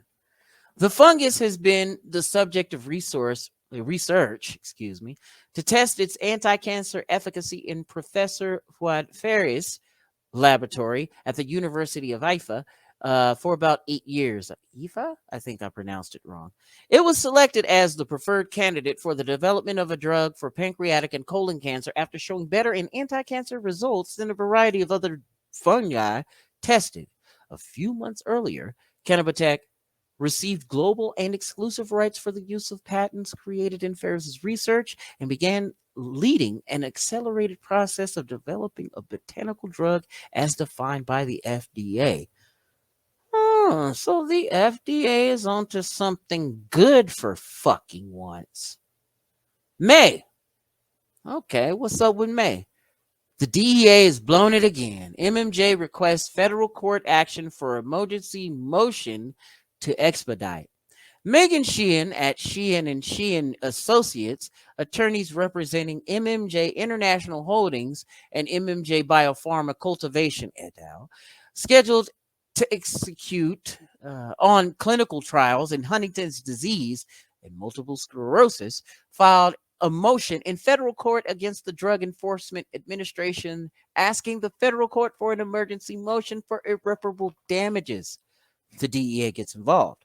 This motion will hopefully induce the DEA to respond promptly to MMJ's application to manufacture marijuana for research purposes, according to the DEA's self-mandated timeline. The attorneys will argue that the DEA has blown it again, stated CEO Dr. Elio Mariani, citing that the DEA is taking too long to issue a determination for its application for cultivation and research. And he's not wrong, but the DEA is kicking the fucking can down the road. You want to know why? Because they're fed, stupid. You a doctor and you should know that. You know they dragging their feet. June. This happened in June. Why Bill Maher thinks Republicans are going to steal the issue of marijuana legalization from Democrats. You know what? It's not stealing anything. This could be something everybody can get behind. I mean, for the Republicans, it's, the cost of the war on drugs. That's government spending. Hello? Body autonomy. My body, my choice, right? I mean, in a libertarian way. Excuse me, hold up.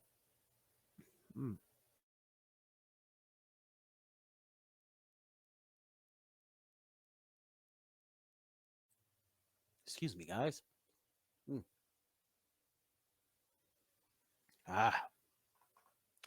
Good beer. All right.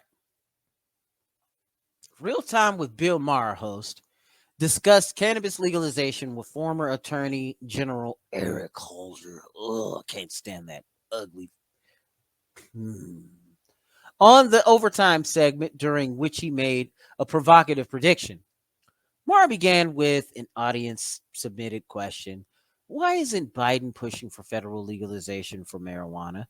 Holder replied, I think it's probably something we ought to do given the fact that it is something that would have a great political benefit and also deals with the reality.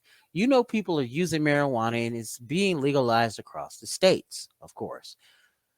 Maher lamented, Republicans are going to steal this issue, I think, eventually. I mean, someone like John Boehner works for a marijuana company now. I mean, it could be one of those freedom issues. And of course, Republican smokes lots of pot too. Smokes lots of pot.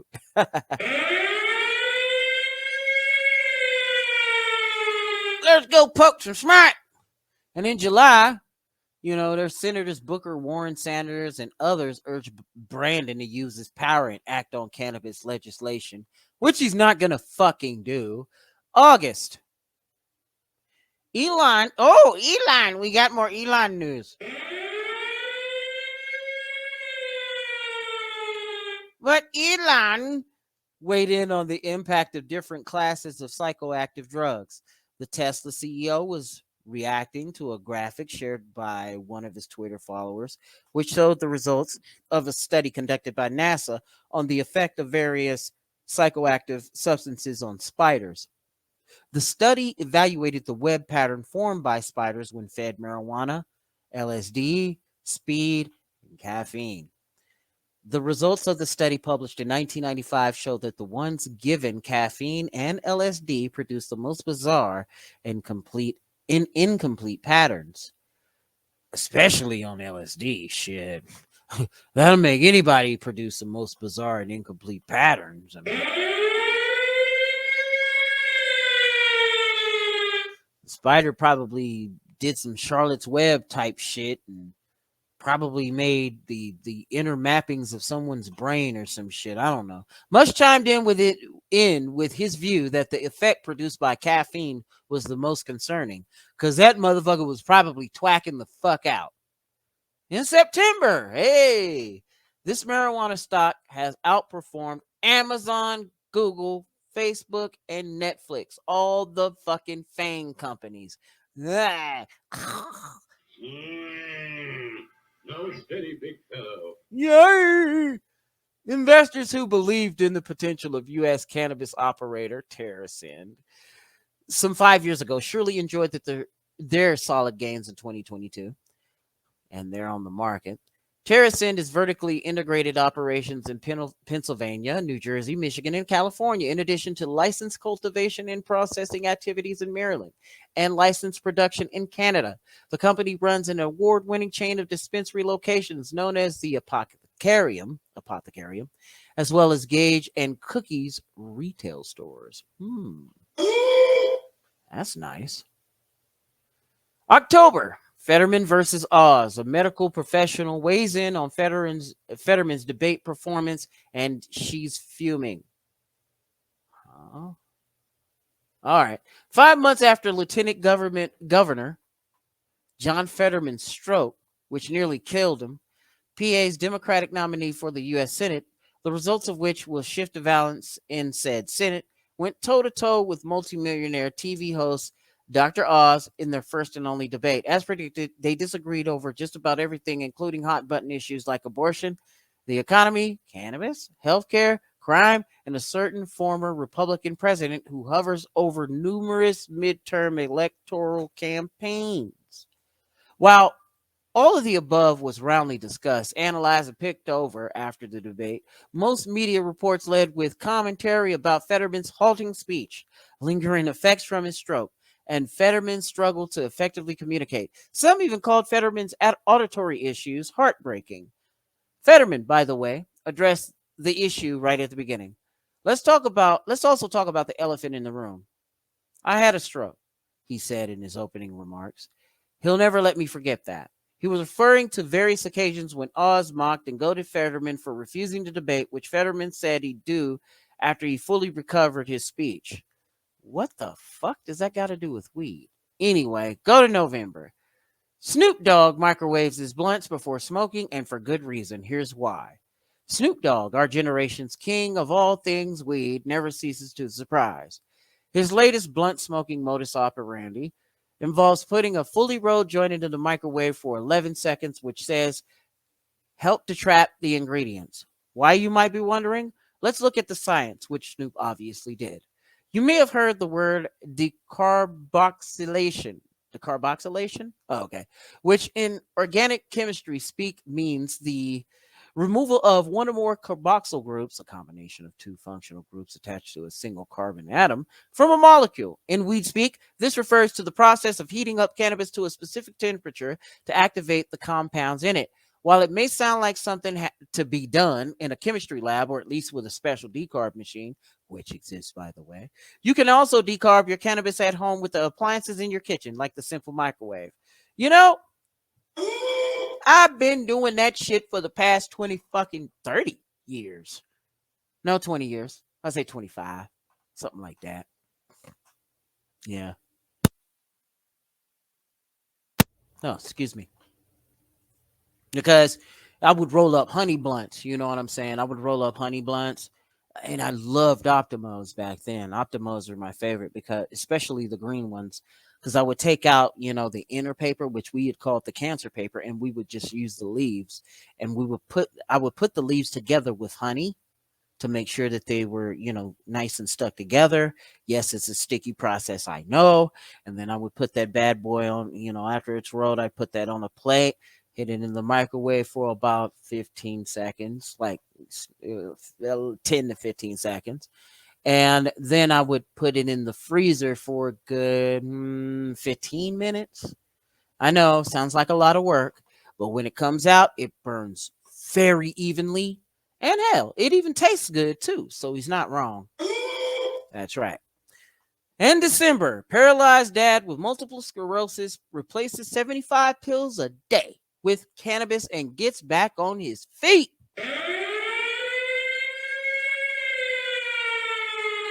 A healthy man wants 1,000 things. A sick man only wants one, goes the popular and very true saying. Tony Patterson, 33, was admitted to the hospital for an eye quint operation. Excuse me. After undergoing an MRI scan in January 2011, he was diagnosed with MS. Like so many life scenarios, the horrible diagnosis came the day after he was hired for his dream job as a chef with Glen Eagle Hotel. What kind of luck is that, bro? That sounds like some shit that would happen to me and no one else. But hey, somebody's had it worse. To make things worse, his condition was rapidly progressing and forcing Patterson to use a cane to walk and then a wheelchair. He went back to his parents' home where they could take care of him, writes Nottingham Post. I couldn't work, and I was on so many tablets and struggled with brain fog, confusion, memory issues, mobility issues, my bowels and bladder, he said. When his daughter Zavana was born in 2014, he regained power and again began a search for other solutions. Lo and behold, he came upon an NHS research project examining the effect of medical marijuana. So he enrolled into the trial. Patterson then ditched his other medications, all 75 pills in favor of cannabis. After only 10 months, he was back on his feet and is now a regular cyclist. Together with his brother Jordan, he owns and runs a removal company. Ain't that nice? That is a wonderful damn thing. End it the year on a good note. All right. Now I'm going to give you some more of this good old-fashioned booger nose old MGTOW funk.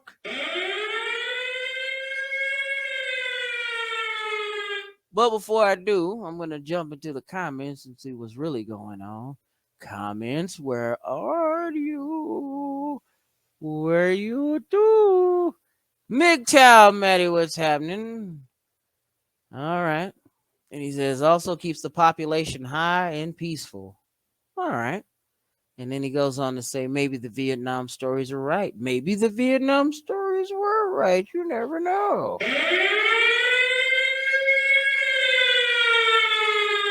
All right. So I'm going to go on into this next story. Divorce lawyer reveals professions that should be red flags to women. And this is what is it? Oh. Okay, so what I'll do is I'll go ahead and I'll go back and into the story and read it.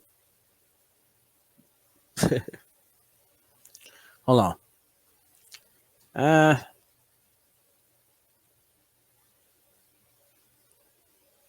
Oh, okay. Oh, okay. So, top 5 professions women should avoid in a spouse. Well, how about top 5 professions men should avoid in a spouse? What the man, motherfuck that. I'm not even gonna read that shit. Let me go to the next one. Ooh, this one should be a doozy. MSNBC Martha Kay was appalled her kids refused COVID boosters before the holidays. MSNBC contributor Katty Kay expressed shock on Thursday, this past Thursday, well, way back in December, that her children aren't interested in further COVID-19 vaccinations. So let me see. Hear how, I listen to that doctor and you hear how tough it is inside hospitals at the moment and the fears of new variants mixed with flu that is coming on. And you would think that the country would respond by saying, okay, we will make sure we are all up to date on all of our vaccines. I want to make sure that you guys are up to date on your vaccines. And you know what? Maybe your kids were smart. And in fact, I know they were. They probably watched that Died Suddenly documentary. I listen to that doctor and you hear how tough it is inside hospitals at the moment and the fears of new variants mixed with flu that is coming. I listen to that doctor and you hear how tough it is inside hospitals at the moment and the fears of new variants mixed with flu that is coming on. And you would think that the country would respond by saying, okay, we will make sure we are all up to date on all of our vaccines. But I had a strange conversation with my 22-year-old, my 16-year-old last night. And I said, okay, I booked you in for COVID updates. You're both back for the holidays. You're going to get your boosters. And both of them said, no, we don't want to. We've had enough vaccines and we don't think we need them. How can you, I was sort of shocked and appalled, but is this the kind of response you're seeing from young people at the moment, that they think this is over and they don't need any more vaccines? Yes, but I would say that, we keep thinking vaccines are going to prevent getting COVID. They don't prevent getting COVID. What they prevent is serious illness, hospitalization, and death.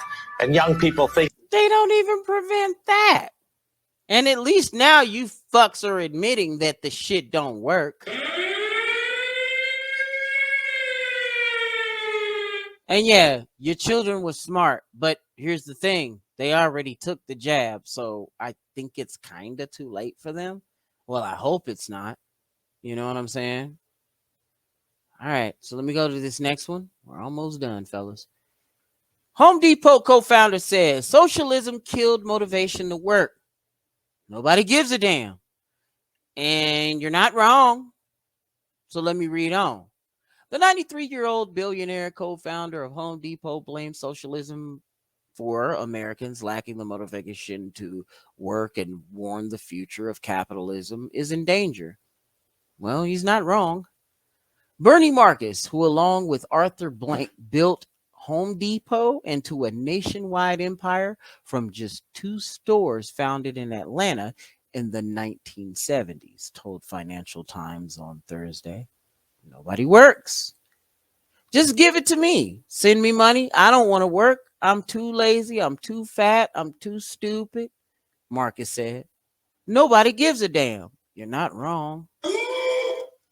The longtime Republican backer ticked down a list of people he blamed for standing in the way of private enterprise, including Brandon, the woke people, the news media, Harvard graduates, MBAs, lawyers, and accountants, and the Ganacracy.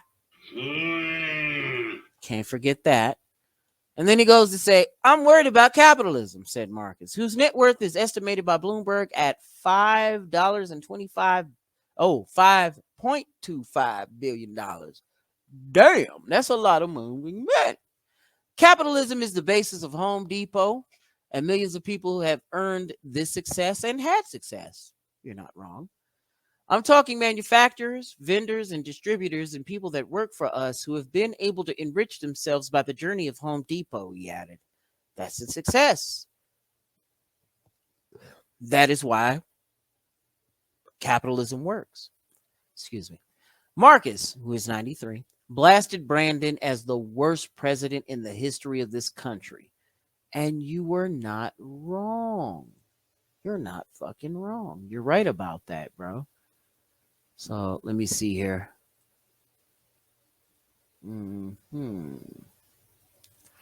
It's one of these Home Depot things. Let me see what's going on here. Home Depot changing up how it's going to pay some employees after several pay-related lawsuits. The company will adjust how it calculates the total number of hours worked by hourly employees. This stock is... Yeah, man.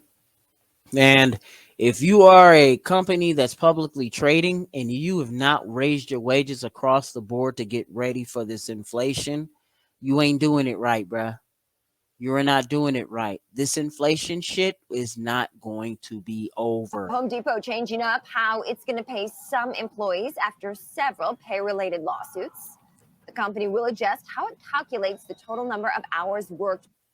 Home Depot changing up how it's going to pay some employees after several pay-related lawsuits. Retailer currently rounding shift times to the nearest 15 minutes. That's a policy outlined in the Fair Labor Standards Act. Well, under this updated policy, Home Depot will instead round to the nearest minute that employees punch in and out. And multiple lawsuits over the past few years accusing Home Depot of purposely rounding down. So as a result, that would be paying employees less money. Can they do that? Can they do that? I mean, isn't that breaking the law on the books? All right, let me get back to it. Well, he, the CEO, called Brandon the worst president in the history of this country and made no apologies for backing Republicans, including Donald Trump and Ron DeSantis, the Florida governor who is being touted as a leading contender for the GOP nomination in 2024. I give money to them because I hope they're going to do the right thing, Marcus said of his contributions to the Republican candidates. He praised Trump for his policies, which he said were spot on, though he added it's going to be very interesting in 24 because I think DeSantis would challenge him and may the better man win, which is definitely going to happen.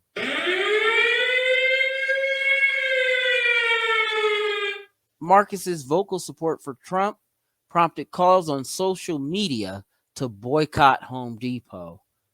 What you gonna do? Go to Lowe's? Menards? What you gonna do? Well, this story goes on to say Marcus co-founded Home Depot along with Arthur Blank, and we know that. Marcus said he doesn't grasp the current trend of gearing business toward advancing political and social causes, and that's correct. Any attempt to woke him, as he put it, would fail. Good on you. The whole idea that a business is set up for social purposes doesn't make sense to me. That's correct, he told FT. Nonetheless, he said that Home Depot was one of the first companies that was socially conscious, citing its efforts to help communities rebuild after they were hit with natural disasters. Now that I understand. Unity would be your strength. Pow! Unity! Marcus said he has no regrets about his life and the toll it has taken on him to devote many of his waking hours to building Home Depot. He said he has endured a heart attack, 5 bypass surgeries, and had an aortic valve replaced. Ugh. He compared himself to captains of industry such as Jack Welch of General Electric and Sam Walton of Walmart. All of these people make sacrifices, Marcus said of chief executives. They sacrifice time with their families. They sacrifice time with the community. He added, they put their lives on the line into their businesses. But ultimately, the result is something that's special and gives them a terrific return. Now, there's a modicum of truth into that. I mean, over the years, I would have just ripped this guy a new one. But as I've gotten older, I realize where he's coming from. He's, the best social program in this country, a capitalist society, by the way, would be a job. Even better would be a career, because then you're turning your life around. Or a trade. Oh, a trade is something else because you are in the driver's seat. Or if you're an entrepreneur, you are in the driver's seat. My hat's off to those fellas because risk is the one thing that they do deal with. And this is what a lot of us don't get. But some of these CEOs do be getting off with slaps on the wrist. Not very few are put into persona non grata. But in a country like this, activism, revolutions, that's not going to change shit. It's usually up to the so-called captains of industry to make changes. Hell, Congress can't even make the changes fast enough. Only companies can these days, especially in a country like ours. So there's that. And speaking of other countries, I'm going to go a little further into another here. Let me see. And this would be the world's coolest dictator. He rounded up 60,000 people in a supposed crackdown on MS-13. A shrimp farming community is fighting back. Gang violence has made El Salvador one of the world's most violent places not at war. The crackdown by its Bitcoin president created a new layer of misery. On the morning that Walter Rodriguez was arrested last May, he was just 2 minutes from his home in Sisiguayo, if I think that's Sisiguayo, El Salvador. Okay. Well, Walbert and his wife, Stephanie, had worked the overnight shift at the shrimp cooperative and then taken their 6-year-old daughter Michelle to visit a relative. Walber was driving the family motorcycle, and Stephanie and Michelle sat behind him. They were headed home. Walber pulled over at a gathering place in the town that's marked by a sturdy tree with an abundant canopy. Soon, Walber's sister, mother, and father had arrived, trying to reason with the officer who knew them by name. They didn't understand why Walber was being handcuffed. This town was a place that saw police and soldiers as allies. Back in 2015, when the MS-13 gang descended on the hamlet, looking to recruit local teenagers, the cops had come down hard, even murdering some of the gang members. And Walber and his neighbors had raised money to build a new police station. Now, backup was arriving for the officer. 2 Navy soldiers showed up, including one that had been with Walber just the night before watching a soccer game, and informed the others that Walber was a working man. A patrol vehicle full of additional cops followed. No one named anything that Walber had done wrong. Yet the family's pleas didn't work. Look, said the officer who led Walber off, flipping his wrist to the sky. This comes from above. Within days of Walber's arrest, the Rodriguezes learned that he was being accused of belonging to MS-13. Okay. All right. Scenes like this have been playing out across El Salvador since March, when President Nayib Bukele, I cannot pronounce that, when the president declared a state of exception and suspended certain constitutional rights, ostensibly to deal with MS-13 and 2 offshoots of the rival Barrio 18 gang, Barrio 18 Sureños and Barrio 18 Revolucionarios, all of which have terrorized El Salvador and made it one of the world's most violent places not at war. They're looking at, I don't know.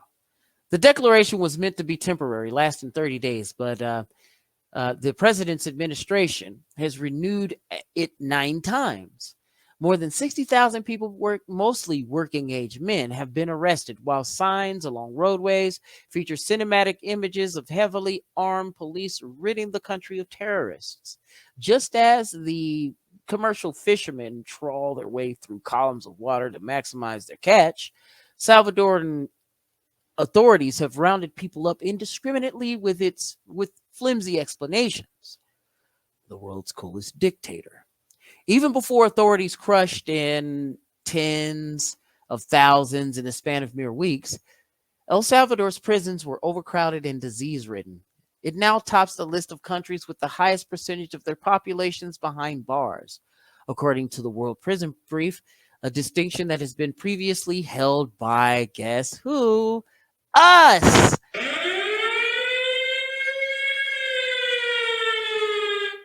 We're getting beat at everything.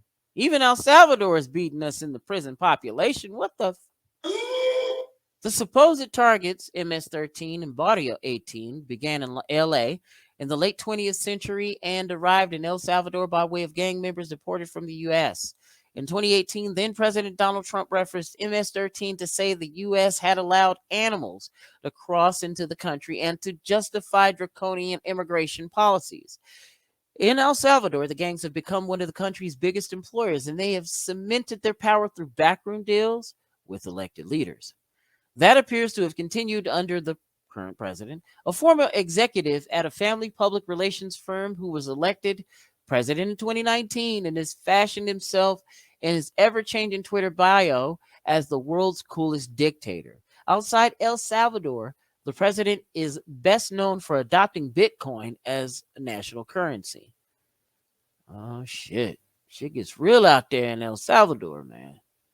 Last year, the U.S. Treasury sanctioned 2 senior officials from the president's administration, El Salvador's president, for cutting a deal with gangs in exchange for support in the 2021 midterm elections, which saw the president's New Ideas Party win a supermajority, committing fewer homicides.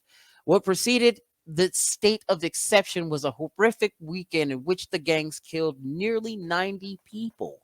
It, too, was allegedly a product of that deal. Salvadoran journalists at the investigative news outlet El Faro reported that the rampage was MS-13's retribution for a breakdown in the agreement. The cooperation doesn't end there. Earlier this year, when the U.S. Federal Court of the Eastern District of New York requested that the extradition of MS-13's leadership to stand trial on terrorism charges, the El Salvador's president's allied judges blocked some of the extraditions. The administration then released one of the wanted gang leaders from prison, and a senior official helped him flee to Guatemala. The administration denies all this, that president's administration. And so far, things appear to be going his way. Tough on crime stances have historically been as popular in El Salvador as in the United States. And as here in the United States, the public is primed to believe that anyone targeted by police is guilty until proven innocent, which is not wrong in a way. A Gallup poll released in October recorded that El Salvador's president's public approval, is at 86%. The word on the street, according to family members gathered at prisons for news of loved ones, is that while local gang cliques have gone quiet, they're still out there hiding in full knowledge of the police, whose focus is elsewhere. According to the Passionate Social Services, you might as well say it's socialist, nearly 40% of the murders in El Salvador since the beginning of the state of exception has been committed by police. So 40% of the murders have been committed by police. Okay. Meanwhile, the administration has steadily eroded public access to information about who they are taking and why. The news outlet there obtained documents involving 690 arrests between March and April and found that overwhelmingly the police are using criteria like looking suspicious or acting nervous to justify arrests. The president, however, for his part, has breezily mentioned a margin of 1% error. This time, they're not coming out, he tweeted about the state of exception detainees in mid-April. The administration is building a new prison that he says will house 40,000 terrorists who will be cut off from the outside world. So he pretty much takes the MS-13 deal. The MS-13 is not being just gang members, but terrorists too. Well, kind of reminds me of that president in the Philippines, Duarte, I think is what his name. And he was this tough on crime. All right. Now, we come to our last one here. And our second hour is past. Oh, happy Friday the 13th, by the way.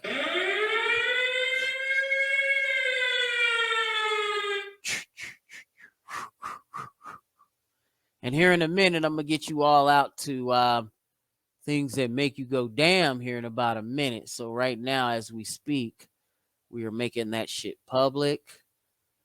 I have released it. Don't go away yet. I got one more story. And there you go. So right now, I'm going ahead and I'm going to go ahead and just get that shit done here. Keep that there. And then go back here and make sure that all our things that make you go damn videos have been released. So we are now doing it. They are on BitChute, MGTOW.tv, as well as Odyssey. They have now all been released. If you want to get out there, get out there. You catch this last part in the playback. It's all good. I'm used to it. And like I often say, I love all two of y'all. Passage from John Boner Time. John Boehner's memoir comes back to haunt Kevin McCarthy, because this was the guy that was the leader, the Republican leader before him. Actually, it went, okay, today it's McCarthy. A while back, it was Eric Cantor. Before that, it was some Eddie Munster looking motherfucker from Wisconsin. Paul Ryan. There you go, Paul Ryan. And now there's my man's boner time.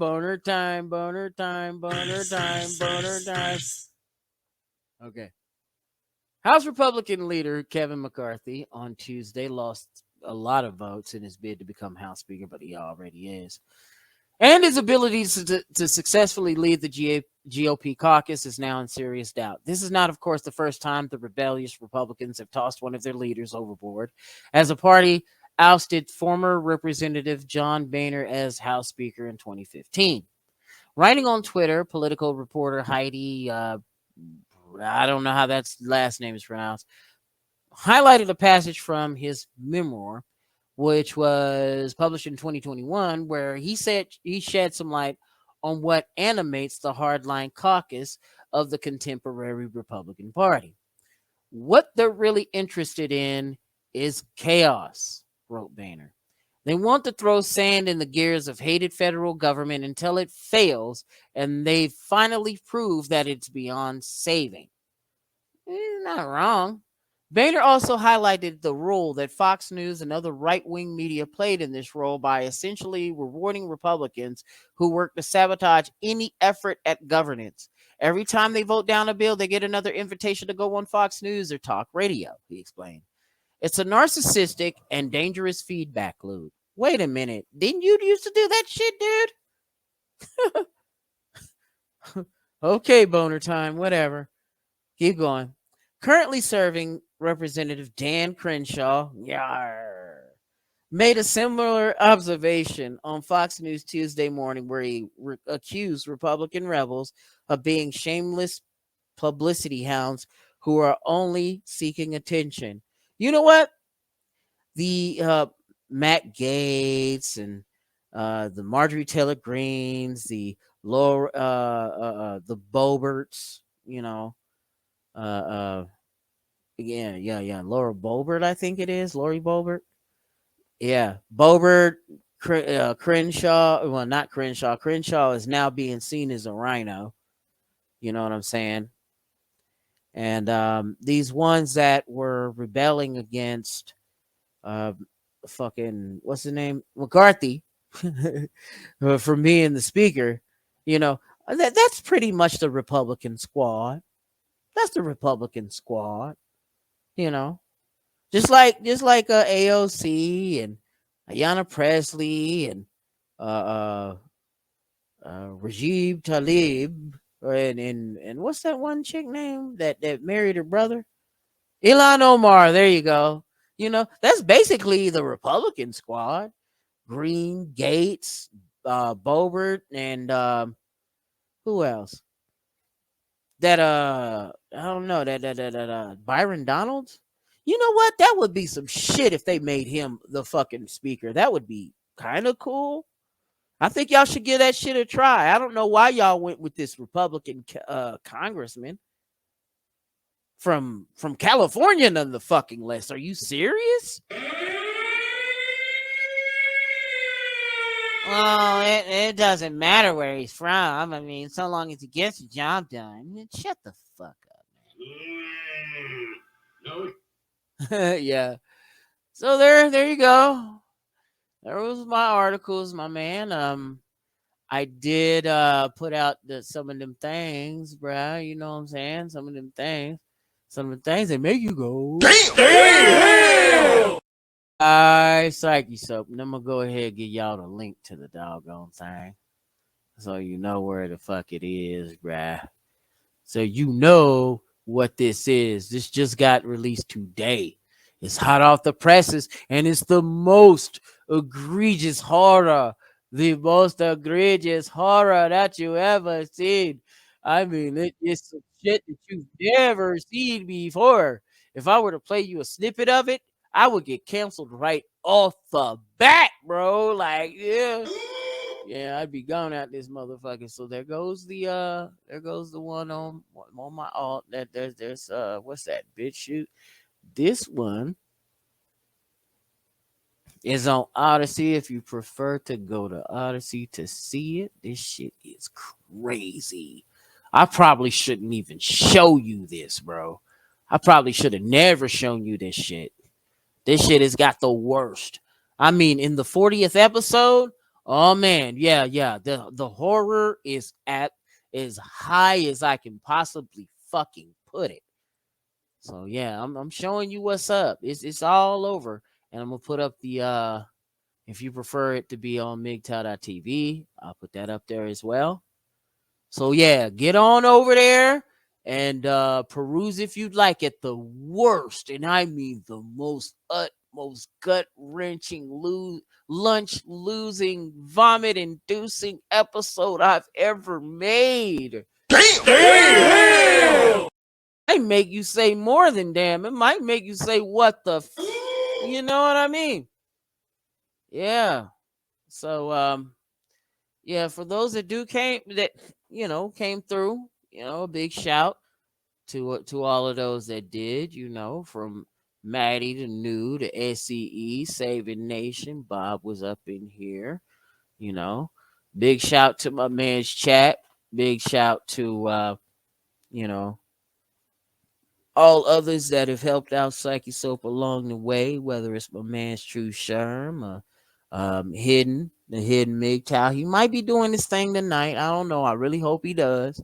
It was good that he did that intro for me. I got a new In the Bucket intro. If you haven't seen it, you can rewind this thing and it'll show up. It's that good shit. But yeah, man, he did a damn good job on my intro. It's pretty nice. I'm gonna put up another one too that has the graphics in there, and I'll just make it kind of like an outro for this one. I'm gonna use it in another one. And another big shout to my man's Hammerhand, most certainly.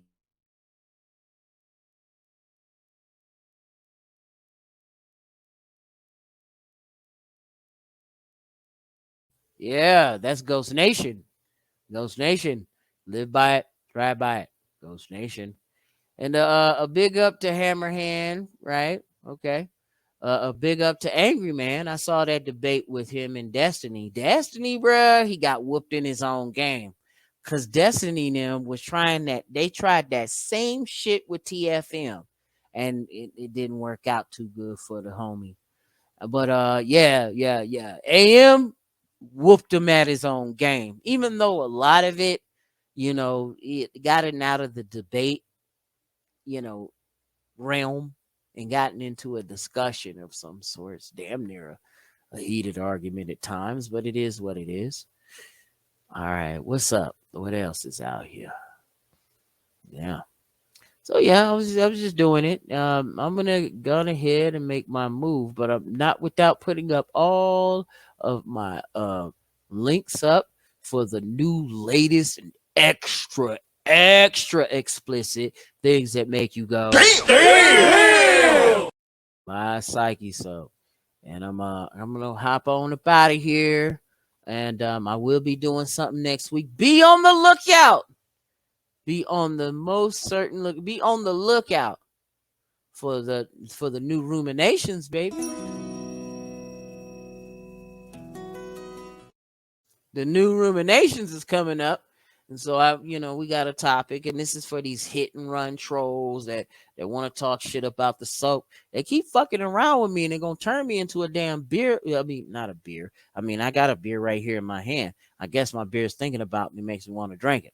But they're gonna keep fucking with me and gonna turn me into my bitter old self and just mess with your life and just talk about some shit and just threaten you and shit.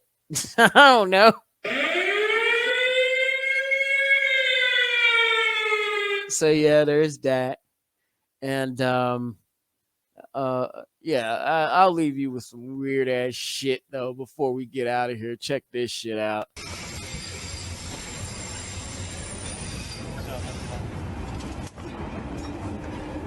This was going on in London because London is celebrating its 160th anniversary of their subway, the London Underground.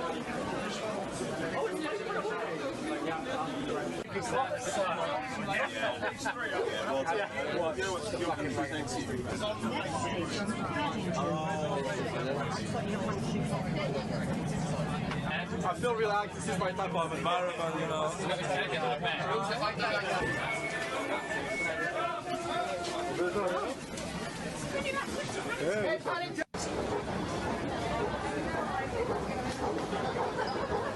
Ooh-wee. Look at that booty.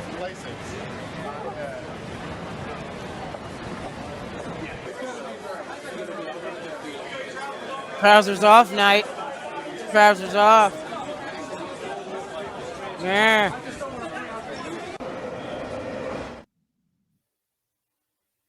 Crazy, isn't it, huh?